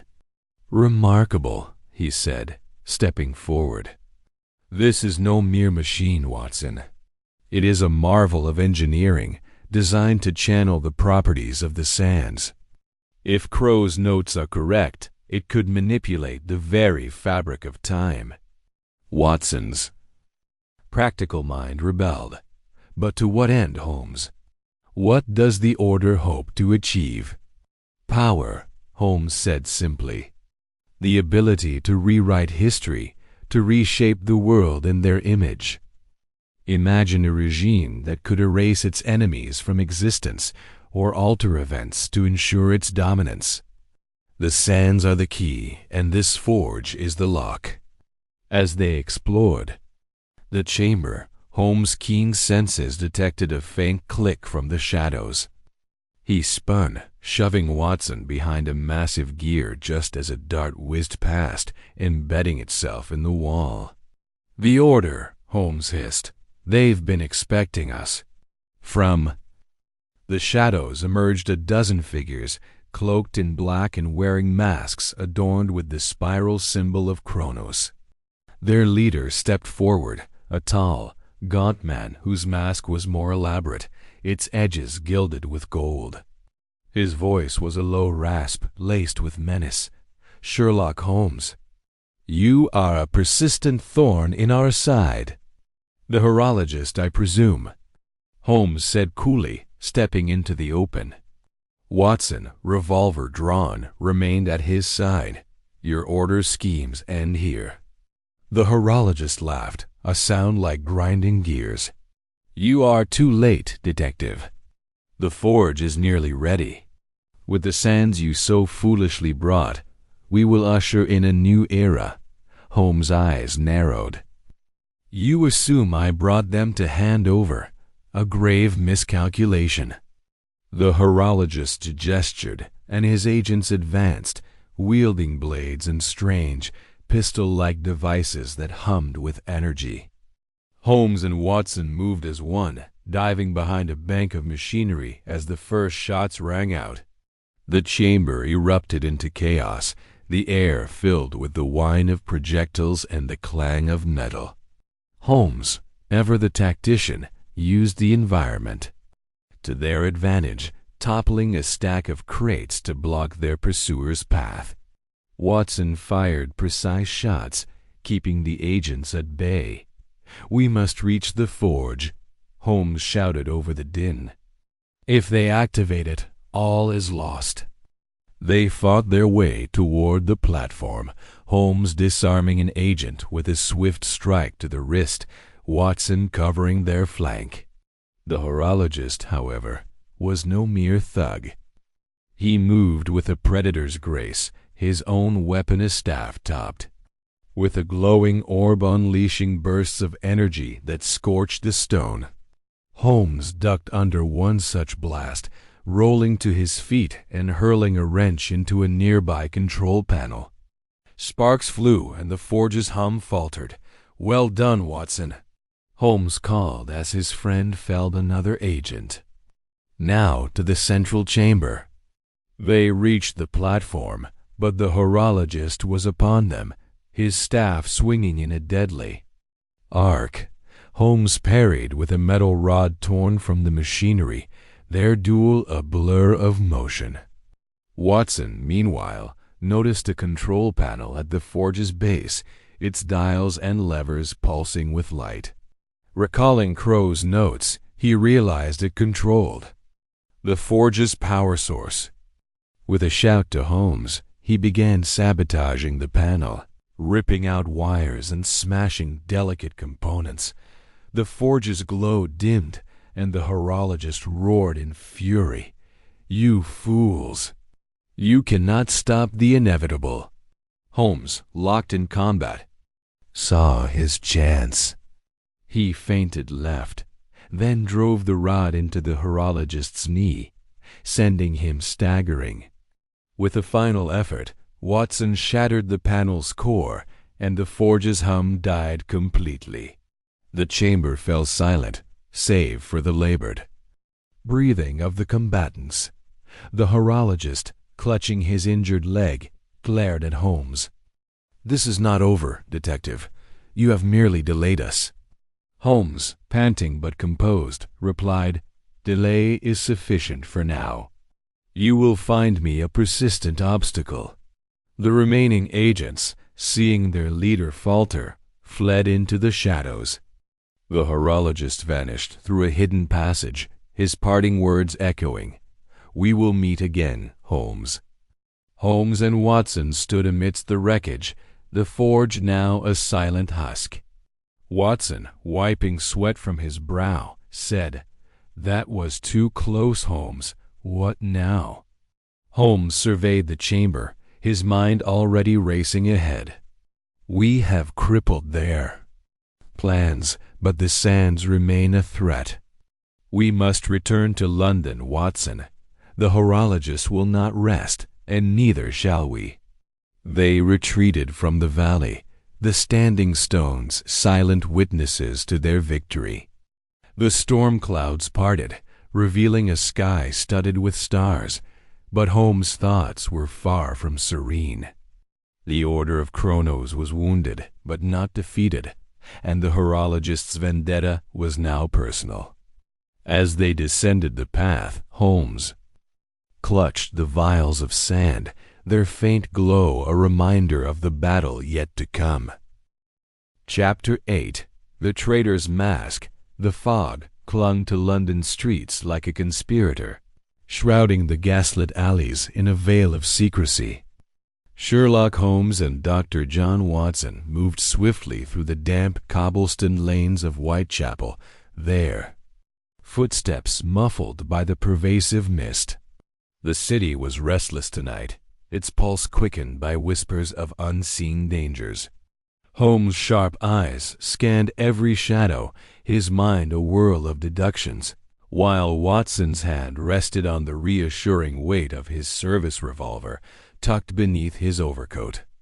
They had returned from the Scottish Highlands with 2 vials of the glowing sands, a partial victory in their war against the Order of Kronos, but the stakes had never been higher. The horologist, the enigmatic leader of the order, was still at large, and now a new threat had emerged, a traitor within Scotland Yard, feeding secrets to their enemies. Holmes had suspected treachery since their narrow escape from the Time Forge. The Order's uncanny ability to anticipate their moves could only mean one thing: Someone close to their investigation was compromised. The realization had struck him during their train journey back to London when a seemingly innocuous telegraph from Inspector Lestrade contained a detail only the Order could have known: the precise location of the forge. Holmes had said nothing at the time, his face an unreadable mask as he folded the telegraph and slipped it into his pocket. But now, as they approached the grim silhouette of Scotland Yard's headquarters, his plan was clear. He would root out the traitor and turn their betrayal against the Order. "Holmes," Watson whispered, his breath visible in the chilly air, "are you certain about this? Posing as a double agent is a dangerous game, even for you." Holmes' lips twitched into a faint smile, though his eyes remained fixed on the looming building. "Danger, Watson, is the crucible in which truth is forged. We have no choice. The traitor's identity is the key to the horologist's plans. If we do not act, the sands will slip through our fingers, and with them the stability of time itself." Watson nodded, though his brow furrowed with unease. He had seen Holmes take risks before, but this felt different. The Order of Chronos was no ordinary foe. Their obsession with manipulating time bordered on the supernatural, and the glowing sands they sought held a power Watson could scarcely comprehend. Yet, as always, he trusted Holmes' judgment, even when it led them into the lion's den. Yard was a hive of activity despite the late hour, its corridors buzzing with constables and clerks. Holmes and Watson slipped inside, their presence unremarkable to the overworked officers. They made their way to Lestrade's office, where the inspector was hunched over a desk littered with reports. His ferret-like face lit up with relief at the sight of them, though it quickly darkened as Holmes spoke. "Lestrade," Holmes began, his voice low and deliberate, "we have reason to believe someone within these walls is in league with the Order of Chronos. Their knowledge of our movements is too precise to be coincidence." Lestrade's eyes widened, his mustache twitching. "A traitor? Here? That's preposterous, Holmes. My men are loyal, every one of them. Are they?" Holmes countered, leaning forward, his gaze piercing. "Consider the facts. The Order knew of our journey to the Highlands. They ambushed the train with surgical precision. And the telegraph you sent me, how did you know the forge's exact location?" "I never disclosed it." Lestrade sputtered, his face reddening. I received an anonymous tip. It came through official channels. I assumed it was reliable." Holmes' eyes narrowed. "An anonymous tip that led the Order straight to us. Tell me, Lestrade, who handled that telegraph? Who had access to it before it reached you?" The inspector hesitated, his fingers drumming nervously on the desk. "Constable Harrow, I believe. He's one of our best. Been with us for years." "Surely you don't suspect?" "I suspect everyone," Holmes interrupted, his tone sharp. "Bring him to me, now." Lestrade, chastened, sent for Constable Harrow. While they waited, Holmes paced the small office, his mind racing. Watson watched him, marveling at the intensity of his focus. Holmes was like a bloodhound on the scent, relentless and precise. Yet Watson couldn't shake the feeling that they were walking into a trap. The Order had proven themselves cunning, and the horologist's vendetta against Holmes felt personal. Though the reason remained elusive, Constable Harrow arrived, a broad-shouldered man with a weathered face and a nervous demeanor. His eyes darted between Holmes and Lestrade, betraying a flicker of unease. Holmes wasted no time. "Constable," he said, his voice calm but laced with steel. "You handled a telegraph concerning my whereabouts in the Highlands. Who provided the information?" Harrow swallowed, his hands clasped tightly behind his back. "It was an anonymous note, sir, delivered to the station by a courier. I passed it to Inspector Lestrade, as is protocol." Holmes stepped closer, his gaze locking onto Harrow's. "And you saw nothing unusual about this note? No markings? No peculiarities?" Harrow shook his head, but a bead of sweat rolled down his temple. "No, sir, just a plain note. I swear it." Holmes' expression remained impassive, but Watson could see the gears turning in his mind. "Very well," Holmes said at last. "You may go, Constable. But do not leave the yard tonight. I may have further questions." As Harrow hurried out, Lestrade turned to Holmes, exasperated. "What was that about? You've got him sweating like a cornered fox, but you let him go?" Holmes' eyes gleamed. "Patience, Lestrade. The fox is only useful if he leads us to the hounds. Harrow is our man, or at least, he's a link in the chain. His nervousness betrays him, but he's not the mastermind. We need to follow him." Discreetly, Watson frowned. "Follow him?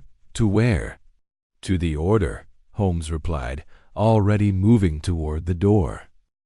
"He'll lead us to their next meeting, and there I shall become one of them." The plan was audacious, even by Holmes' standards. He intended to pose as a member of the order, using Harrow's movements to infiltrate their ranks. Watson's role was to shadow Harrow from a distance, ensuring they weren't spotted, while Holmes prepared his disguise, a subtle blend of makeup, false whiskers, and a cloak borrowed from a theatrical acquaintance. By midnight, they were ready.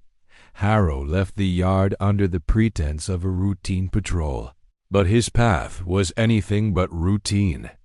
He wove through London's underbelly, past opium dens and gin-soaked taverns, until he reached a nondescript warehouse near the docks. Holmes, disguised as a grizzled sailor, followed at a distance, while Watson kept watch from a nearby rooftop, his revolver at the ready. The warehouse was a fortress of shadows, its windows boarded, its doors guarded by two burly men. Harrow slipped inside after a whispered exchange, and Holmes followed, blending seamlessly into a group of cloaked figures entering the building. Watson's heart pounded as he watched, knowing Holmes was walking into the heart of the enemies. Inside, the warehouse was transformed into a cathedral of secrecy. Black drapes hung from the rafters, and a circle of hooded figures stood around a table, upon which lay a single vial of glowing sand, the third and final piece Holmes needed to restore the hourglass. At the head of the circle stood the horologist, their face obscured by a silver mask, their voice a low, commanding rasp. "The sands are nearly ours," the horologist declared, raising the vial. "With them we shall reshape the world, bending time to our will. But Holmes remains a thorn in our side. He must be eliminated." A murmur of agreement rippled through the room, and Holmes, hidden among the crowd, felt a chill.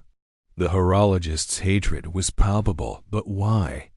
The answer came sooner than he expected. As the meeting progressed, Holmes maneuvered closer to the table, his nimble fingers working to pickpocket the vial. But a sudden shout halted him. "Intruder!" cried one of the guards, pointing at Holmes. The disguise had held, but a careless glance had betrayed him. His eyes, too sharp, too knowing, had caught the horologist's attention. Chaos erupted. Holmes lunged for the vial, snatching it from the table as the order's agents descended. He fought with the precision of a fencer, using his cane to parry blows and his knowledge of baritsu to disarm his attackers. But the horologist was no ordinary foe. They drew a slender blade, its edge glinting with an unnatural sheen, and engaged. Holmes in a duel that echoed through the warehouse. Watson, watching from above, couldn't stay idle. He descended the fire escape, bursting into the warehouse with his revolver drawn. "Holmes!" he shouted, firing a warning shot that scattered the order's ranks. The distraction gave Holmes the edge he needed. He knocked the blade from the horologist's hand and tore off their mask, revealing a face that stopped him cold. "Professor Julian Moriarty," Holmes said, his voice steady despite the shock. The man before him was older, his features etched with bitterness, but the resemblance to his old nemesis, James Moriarty, was unmistakable. "A cousin, I presume?" Julian's eyes burned with hatred. "You destroyed my family, Holmes. James was my mentor, my guide. You took him from me at Reichenbach. Now I will take everything from you." The revelation hit Holmes like a physical blow, but there was no time to process it. Julian lunged, and the fight resumed, more ferocious than before. Watson joined the fray, his military training guiding his aim as he kept the order's agents at bay. Together they fought their way to the warehouse's exit, the vial of sand clutched tightly in Holmes' hand. Chapter 9. The Hourglass restored Sherlock Holmes stood in the dim, cluttered backroom of the dilapidated antique shop on Drury Lane, the air thick with the musty scent of aged wood and forgotten relics. The shattered remnants of the hourglass lay before him on a worn oak table, its fragments glinting faintly under the flickering gaslight. Beside it sat 3 small vials, each containing a portion of the phosphorescent sands they had painstakingly recovered, one from the vault beneath the Thames, another from the ambush train, and the final one seized from the Order of Kronos during their recent clash at the British Museum. Dr. Watson, his loyal companion, stood at his side, his face etched with the weariness of their relentless pursuit but alight with the same determination that burned in Holmes' eyes. The shop was silent save for the distant hum of London's evening bustle, filtering through the grimy windows. The hourglass, once a mere curiosity, now pulsed with an unspoken promise of power and peril. Holmes' fingers, steady as ever, traced the edge of a cracked glass shard, his mind racing through the implications of their discoveries. Dr. Lysander Crow's formula, scrawled in frantic script on a crumpled sheet of parchment, lay beside the vials. It was the key to restoring the hourglass, a task that could either thwart the Order's ambitions or unleash chaos upon the world. "Holmes," Watson said, breaking the silence, "are you certain this is wise?" Crow warned that the sands, if mishandled, could unravel reality itself. "We're meddling with forces beyond our understanding." Holmes' lips twitched into a faint smile, though his eyes remained fixed on the hourglass. "My dear Watson, the only thing beyond our understanding is the extent of the Order's madness. If we do not act, Moriarty will, and I assure you, his intentions are far less benign." Watson nodded, though his brow furrowed. "And the formula? Can we trust Crow's work?" "The man was half mad with fear when we left him." "Fear does not negate genius," Holmes replied, lifting the parchment and scanning the alchemical symbols once more. "Crow's notes are precise if cryptic. The sands must be recombined under specific conditions: heat, pressure, and a binding agent derived from mercury and rare earths. The hourglass, once whole, will contain their power." Without it, Moriarty's plans for the Time Forge are futile. Watson crossed his arms, glancing at the shop's locked door. And the order? They're not likely to let us waltz about with. They're precious sands. After the museum, they'll be hunting us with everything they've got. Precisely why we must work quickly, Holmes said, rolling up his sleeves. The shop's owner, Mr. Grimsby, has been persuaded to grant us solitude for the evening. We have until dawn before the order traces us here. Now, assist me with the brazier. Together they set to work. Holmes had procured a small alchemical apparatus from a contact in Whitechapel, a compact furnace, a set of glass retorts, and a crucible capable of withstanding intense heat. Watson, ever the pragmatist, stoked the brazier while Holmes measured out the ingredients listed in Crow's formula: a pinch of mercury, a dusting of powdered lanthanum, and a curious crystalline substance Crow had called temporal flux. The latter, Holmes suspected, was the true catalyst, its origins tied to the Order's ancient experiments. As the brazier glowed, Holmes poured the first vial of sand into the crucible. The grains shimmered with an eerie green luminescence, casting strange shadows on the shop's walls. "Observe, Watson," Holmes said, his voice low. "The sand's phosphorescence is not mere decoration. It reacts to heat, suggesting a chemical instability. We must maintain precise control." Watson peered into the crucible, his eyes wide. "It's glowing brighter." "Is that meant to happen?"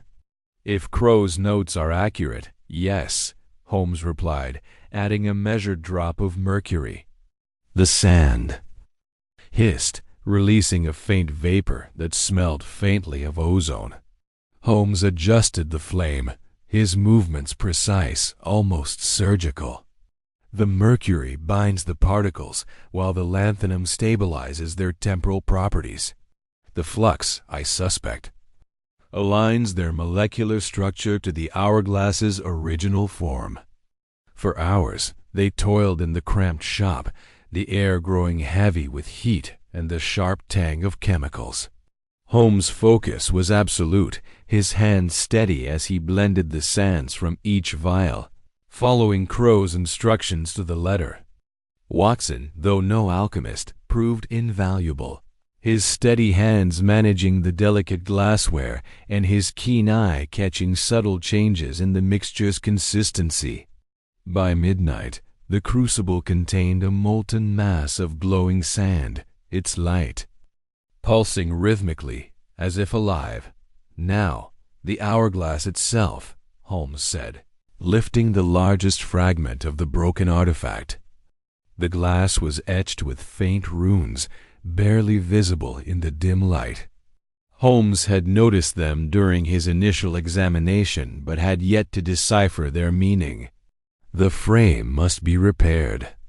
The runes suggest a specific alignment, likely a safeguard to contain the sand's energy. Watson fetched a small soldering kit from their supplies, and together they painstakingly reassembled the hourglass. The glass shards, jagged and brittle, required delicate handling, but Holmes' dexterity and Watson's patience proved equal to the task. They used a fine silver wire to bind the pieces, heating and shaping it to restore the hourglass's elegant form. By the time the first light of dawn crept through the windows, the hourglass stood whole once more, its twin bulbs gleaming faintly. Though empty, Holmes lifted the crucible, now cool enough to handle, and carefully poured the molten sand into the upper bulb. The grains flowed like liquid starlight, settling with a soft hum that seemed to vibrate through the room. As the last grain fell, the hourglass flared with a brilliant light, forcing Watson to shield his eyes. Holmes, undeterred, watched as the runes along the glass glowed briefly before fading, the sand now still, its glow steady but contained. "It's done," Holmes said, his voice tinged with rare satisfaction. "The hourglass is restored." Watson stared at the artifact, his expression a mix of awe and unease. "It's beautiful, Holmes, but what does it do?" "Crow's warnings are noted," Holmes interrupted, setting the hourglass on the table. "But we have no time for speculation. The order will come for us, and we must be ready. This hourglass is our leverage against Moriarty. If it can stabilize time, as Crow claimed, it may also undo the Forge's power." As if on cue, a sharp rap at the shop's door shattered the moment. Watson's hand instinctively went to his revolver, while Holmes' eyes narrowed, scanning the room for exits. The knock came again, louder, followed by a low voice calling through the wood. "Mr. Holmes, we know you're in there. Open the door, or we'll break it down." Holmes gestured for Watson to stand back, his mind racing. The voice was unfamiliar, but the tone carried the cold authority of the order. He slipped the hourglass into a padded satchel, securing it tightly. "Watson, the rear exit. We cannot afford a confrontation here." They moved swiftly, navigating the shop's cluttered aisles toward a narrow door hidden behind a dusty curtain. As they reached it, the front door splintered under a heavy blow, and footsteps thundered inside. Holmes flung open the rear door, revealing a damp alley slick with morning dew. They slipped out just as shouts echoed from the shop, the orders.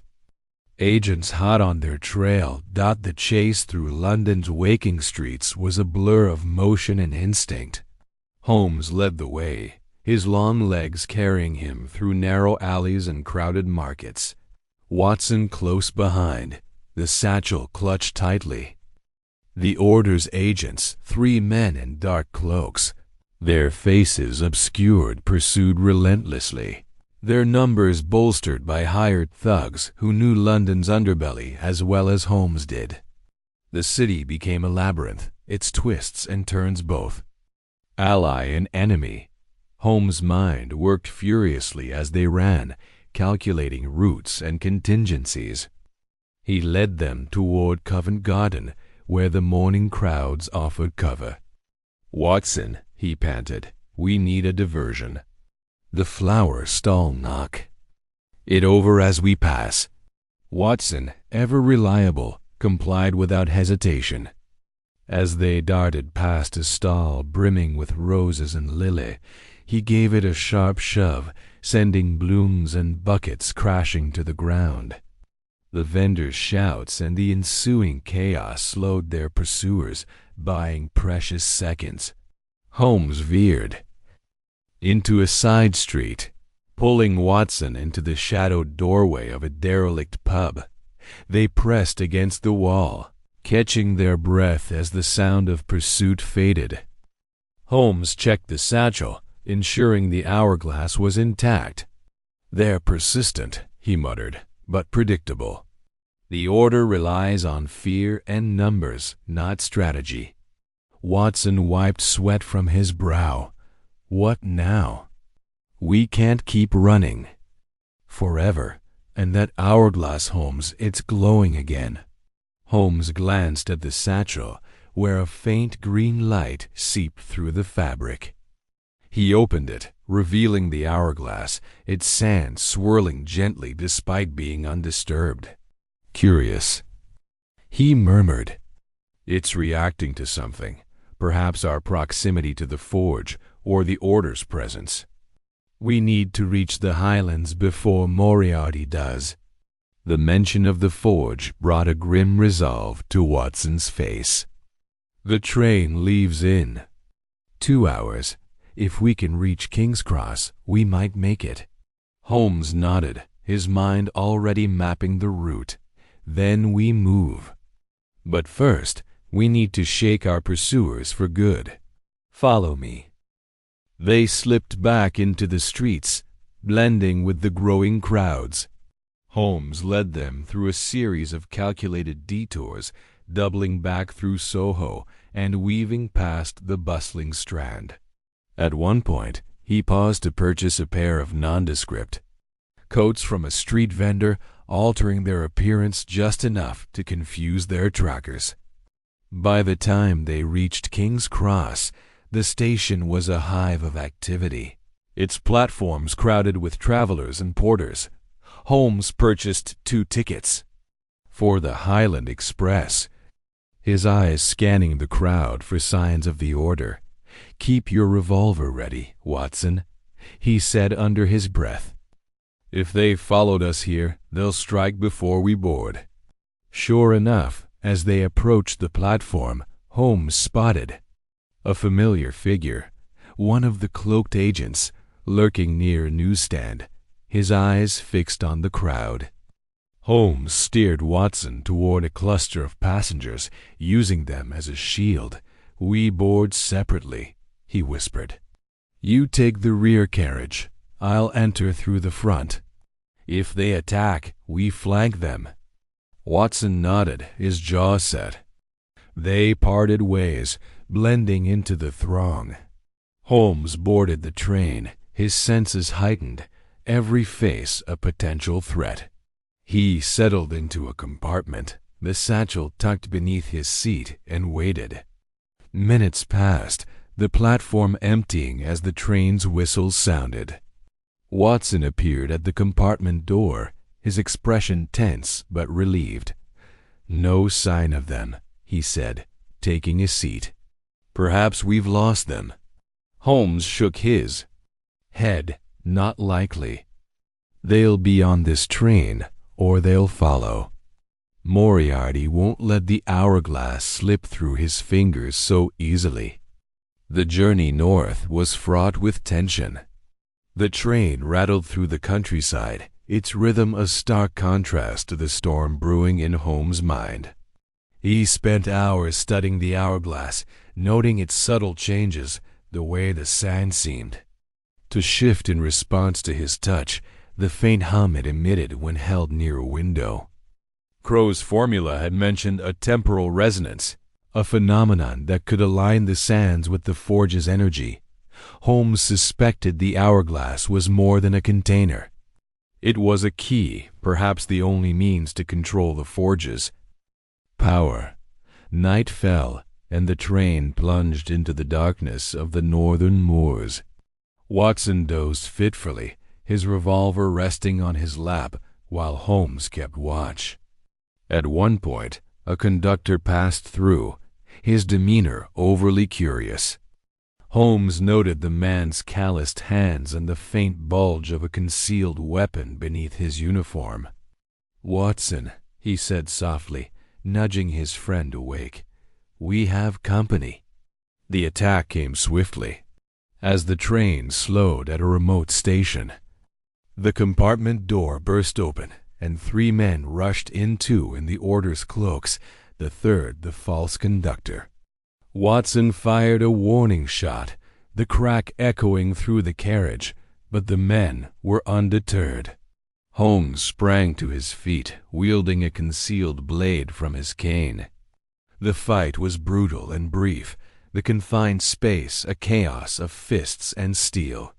Holmes disarmed the conductor, pinning him to the floor, while Watson subdued the others with a combination of brute force and medical precision.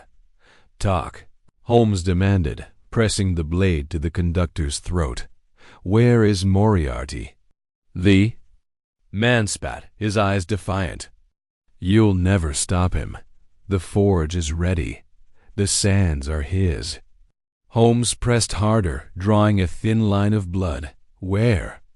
The man's resolve wavered, fear creeping into his voice. "The Highlands, Glencoe. The forge is hidden in the mountains, but you're too late." Holmes released him, knocking him unconscious with a swift blow. "Glencoe," he said to Watson. "We're close." They secured the attackers, binding them with cords from the window curtains, and alerted the real conductor. The train continued its journey, but Holmes knew their respite was temporary. The order would regroup, and Moriarty would be waiting by. Dawn, the train reached the highlands, the rugged peaks of Glencoe looming against a gray sky. Holmes and Watson disembarked, the satchel heavy with the hourglass's weight. The station was little more than a wooden platform surrounded by mist and silence. Holmes consulted a map from Crow's Notes, pinpointing a narrow valley where the forge was rumored to lie. The trek through the highlands was grueling, the terrain unforgiving. Rain began to fall, turning the paths to mud. Holmes led the way, his coat soaked but his focus unshaken. Watson, ever steadfast, kept pace, his eyes scanning the hills for signs of pursuit. As they neared the valley, the air grew heavy, charged with an unnatural energy. The hourglass in the satchel glowed brighter, its hum now audible. "There," Holmes said, pointing to a cleft in the mountainside. A faint light emanated from within, pulsing in time with the hourglass. The forge. They approached cautiously, the entrance concealed by a curtain of vines. Inside, the cave opened into a vast chamber, its walls lined with ancient machinery gears and levers etched with the same runes as the hourglass. At the center stood the time forge, a towering structure of iron and glass, its core glowing with a sickly green light. The air thrummed with power, the ground vibrating beneath their feet. Holmes set the satchel down, withdrawing the hourglass. Its sands swirled violently, as if sensing the forge's presence. "Watson, guard the entrance. If the order comes, hold them off." Watson nodded, taking position near the cave mouth, his revolver ready. Holmes approached the forge, studying its intricate design. Crow's Notes had described a central chamber where the sands could be inserted. Aligning their energy with the machines, he found the slot, a narrow opening etched with runes, and carefully placed the hourglass inside. Forge roared to life, its light intensifying. The hourglass glowed, its sands spiraling upward, defying gravity. Holmes felt a strange pull, as if time itself were bending around him. Visions flashed through his mind, London in flames, history rewritten, Moriarty triumphant. He shook them off, focusing on the task. The hourglass was stabilizing the forge, but it needed time they might not have. A shout from Watson broke his concentration. "Holmes, they're here!" The order's agents poured into the cave, led by a figure in a hooded cloak, Julian Moriarty, the horologist. His face, revealed in the forge's light, was a twisted mirror of his infamous cousin, his eyes burning with ambition. "Holmes," he sneered, "you've brought me exactly what I need." Holmes stepped away from the forge, the hourglass still glowing within. "You're too late, Moriarty. The hourglass is active. The forge is under my control." Moriarty laughed, drawing a pistol. "Control? You think you can wield time itself? The sands are mine, and with them I'll reshape the world." The battle that followed was chaos. Watson fired from the entrance, holding back the order's agents, while Holmes faced Moriarty. The cave echoed with gunfire and the clang of metal, the forge's hum growing louder. Holmes dodged Moriarty's shots, using the machinery as cover. He needed to keep the hourglass in place, to let it complete its work. Moriarty lunged, knocking Holmes to the ground. The satchel fell, spilling Crow's Notes. Moriarty seized the parchment, his eyes scanning the formula. "Clever," he said. but not enough. He aimed at the forge, intending to destroy the hourglass. Holmes acted on instinct, tackling Moriarty. They grappled, rolling dangerously close to the forge's core. Watson, having dispatched the last of the agents, rushed to aid Holmes, but Moriarty was relentless. He broke free, raising his pistol. A deafening crack split the air. Watson's shot struck Moriarty's hand, sending the weapon flying. Holmes seized the moment, shoving Moriarty back and retrieving the hourglass. The forge's light dimmed, the sands settling. The machine groaned, its power fading. Moriarty, clutching his wounded hand, glared at Holmes. "This isn't over," he spat, before fleeing into the cave's depths. His agents scattering, Holmes and Watson stood panting, the hourglass safe in Holmes' hands. The forge was silent, its threat neutralized for now. "We've won this round," Holmes said, "but Moriarty will return. We must destroy the forge." They set to work, dismantling the machine's core, ensuring it could not be reactivated. The hourglass, though intact, no longer glowed, its power spent. As they emerged from the cave, the rain had stopped. The Highlands bathed in pale sunlight, back at 221B Baker Street. Days later, Holmes sat by the fire, the hourglass on the mantelpiece, its sands dull and lifeless. Watson, bandaged but recovering, sipped a brandy. "Do you think we've truly stopped them, Holmes?" he asked. Holmes gazed at the hourglass, his expression unreadable. "For now, Watson. But time is a persistent foe. We must remain vigilant." The mystery was not fully solved, but the immediate danger had passed. The hourglass, restored and spent, stood as a testament to their triumph and a warning of battles yet to come. Chapter 10. The final grain howled across the desolate Highland moor, carrying with it the bite of winter and the faint eerie hum of something unnatural. Sherlock Holmes stood at the edge of a rocky outcrop, his coat flapping like a velay, dark banner against the gray sky. In his gloved hand, he clutched the restored hourglass, its phosphorescent sands glowing faintly, pulsing with an energy that seemed to defy the laws of nature. Beside him, Dr. John Watson scanned the horizon, his revolver at the ready, his breath visible in the frigid air.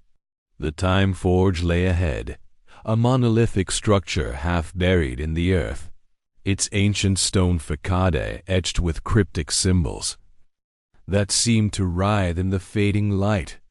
Holmes' sharp eyes darted to the horizon, where a faint plume of smoke betrayed the approach of their enemies. "They're coming, Watson," he said, his voice low but steady. "The Order of Kronos, led by Julian Moriarty. This ends tonight." Watson nodded, his jaw set. "And the hourglass? You're certain it can stop the forge?" Holmes' lips curled into a faint, determined smile. "It must, the sands combined. With Crow's formula, hold the key to stabilizing the temporal rift Moriarty seeks to exploit. If we fail, the world as we know it will unravel." The path to the forge was treacherous, a narrow trail winding through jagged rocks and patches of frozen bog. The two men moved swiftly, their footsteps muffled by the wind. Holmes' mind raced, piecing together the fragments of their journey, the shattered hourglass, the cryptic note, the Order's obsession with controlling time, and now Moriarty's vendetta. The professor, a distant cousin of his late nemesis James Moriarty, had proven a formidable foe, his intellect rivaling Holmes' own. But where James had been driven by greed and chaos, Julian's motives were colder, more existential, a desire to reshape history itself. As they neared the forge, its entrance loomed like the maw of some ancient beast. The air grew heavier, charged with an unnatural static that made Watson's hair stand on end. Holmes paused, examining the symbols carved into the stone archway. "These are older than the Druids," he murmured, tracing a finger over a spiral that seemed to pulse faintly. "The Order has guarded this place for centuries, perhaps millennia.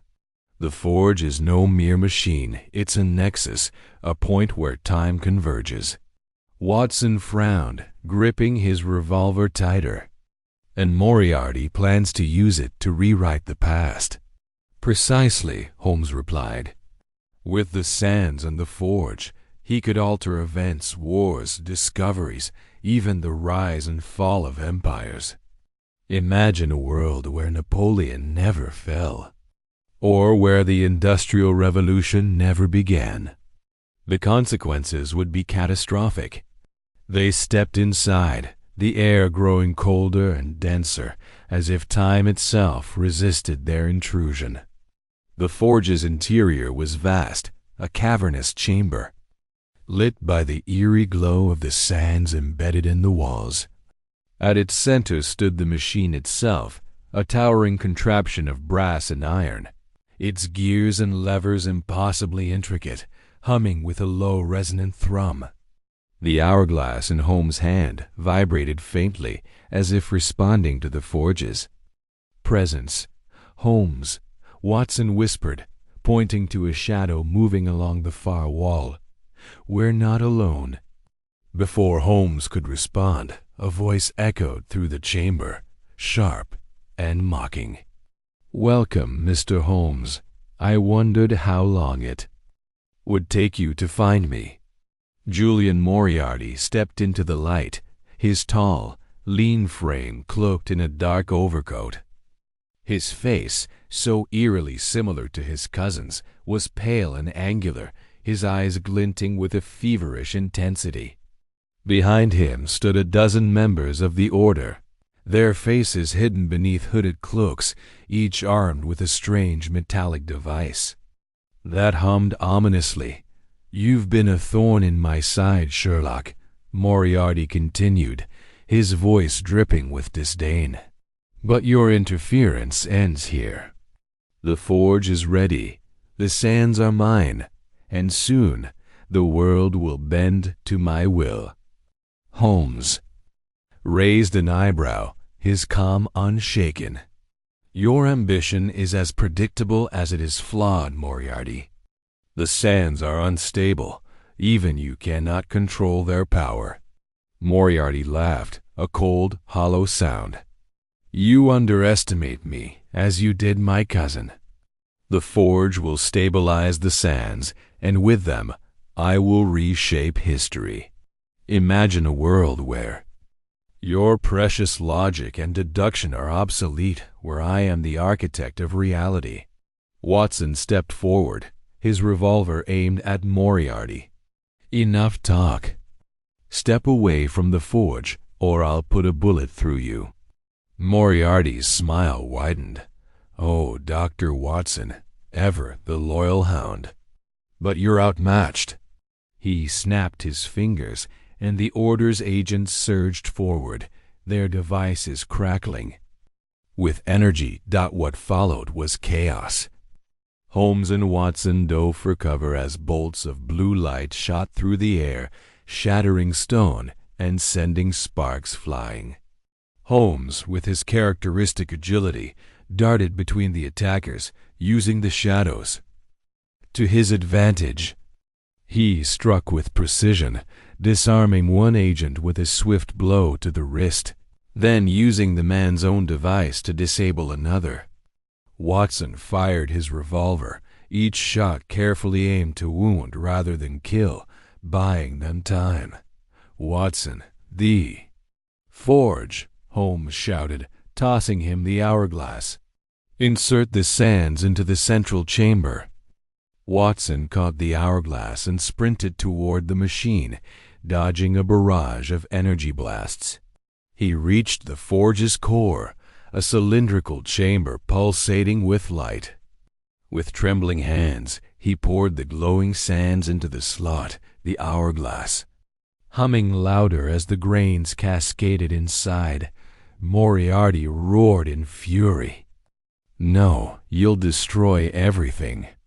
He lunged toward Watson, but Holmes intercepted him, their struggle a blur of motion. The two men grappled, intellect matched against intellect, will against will.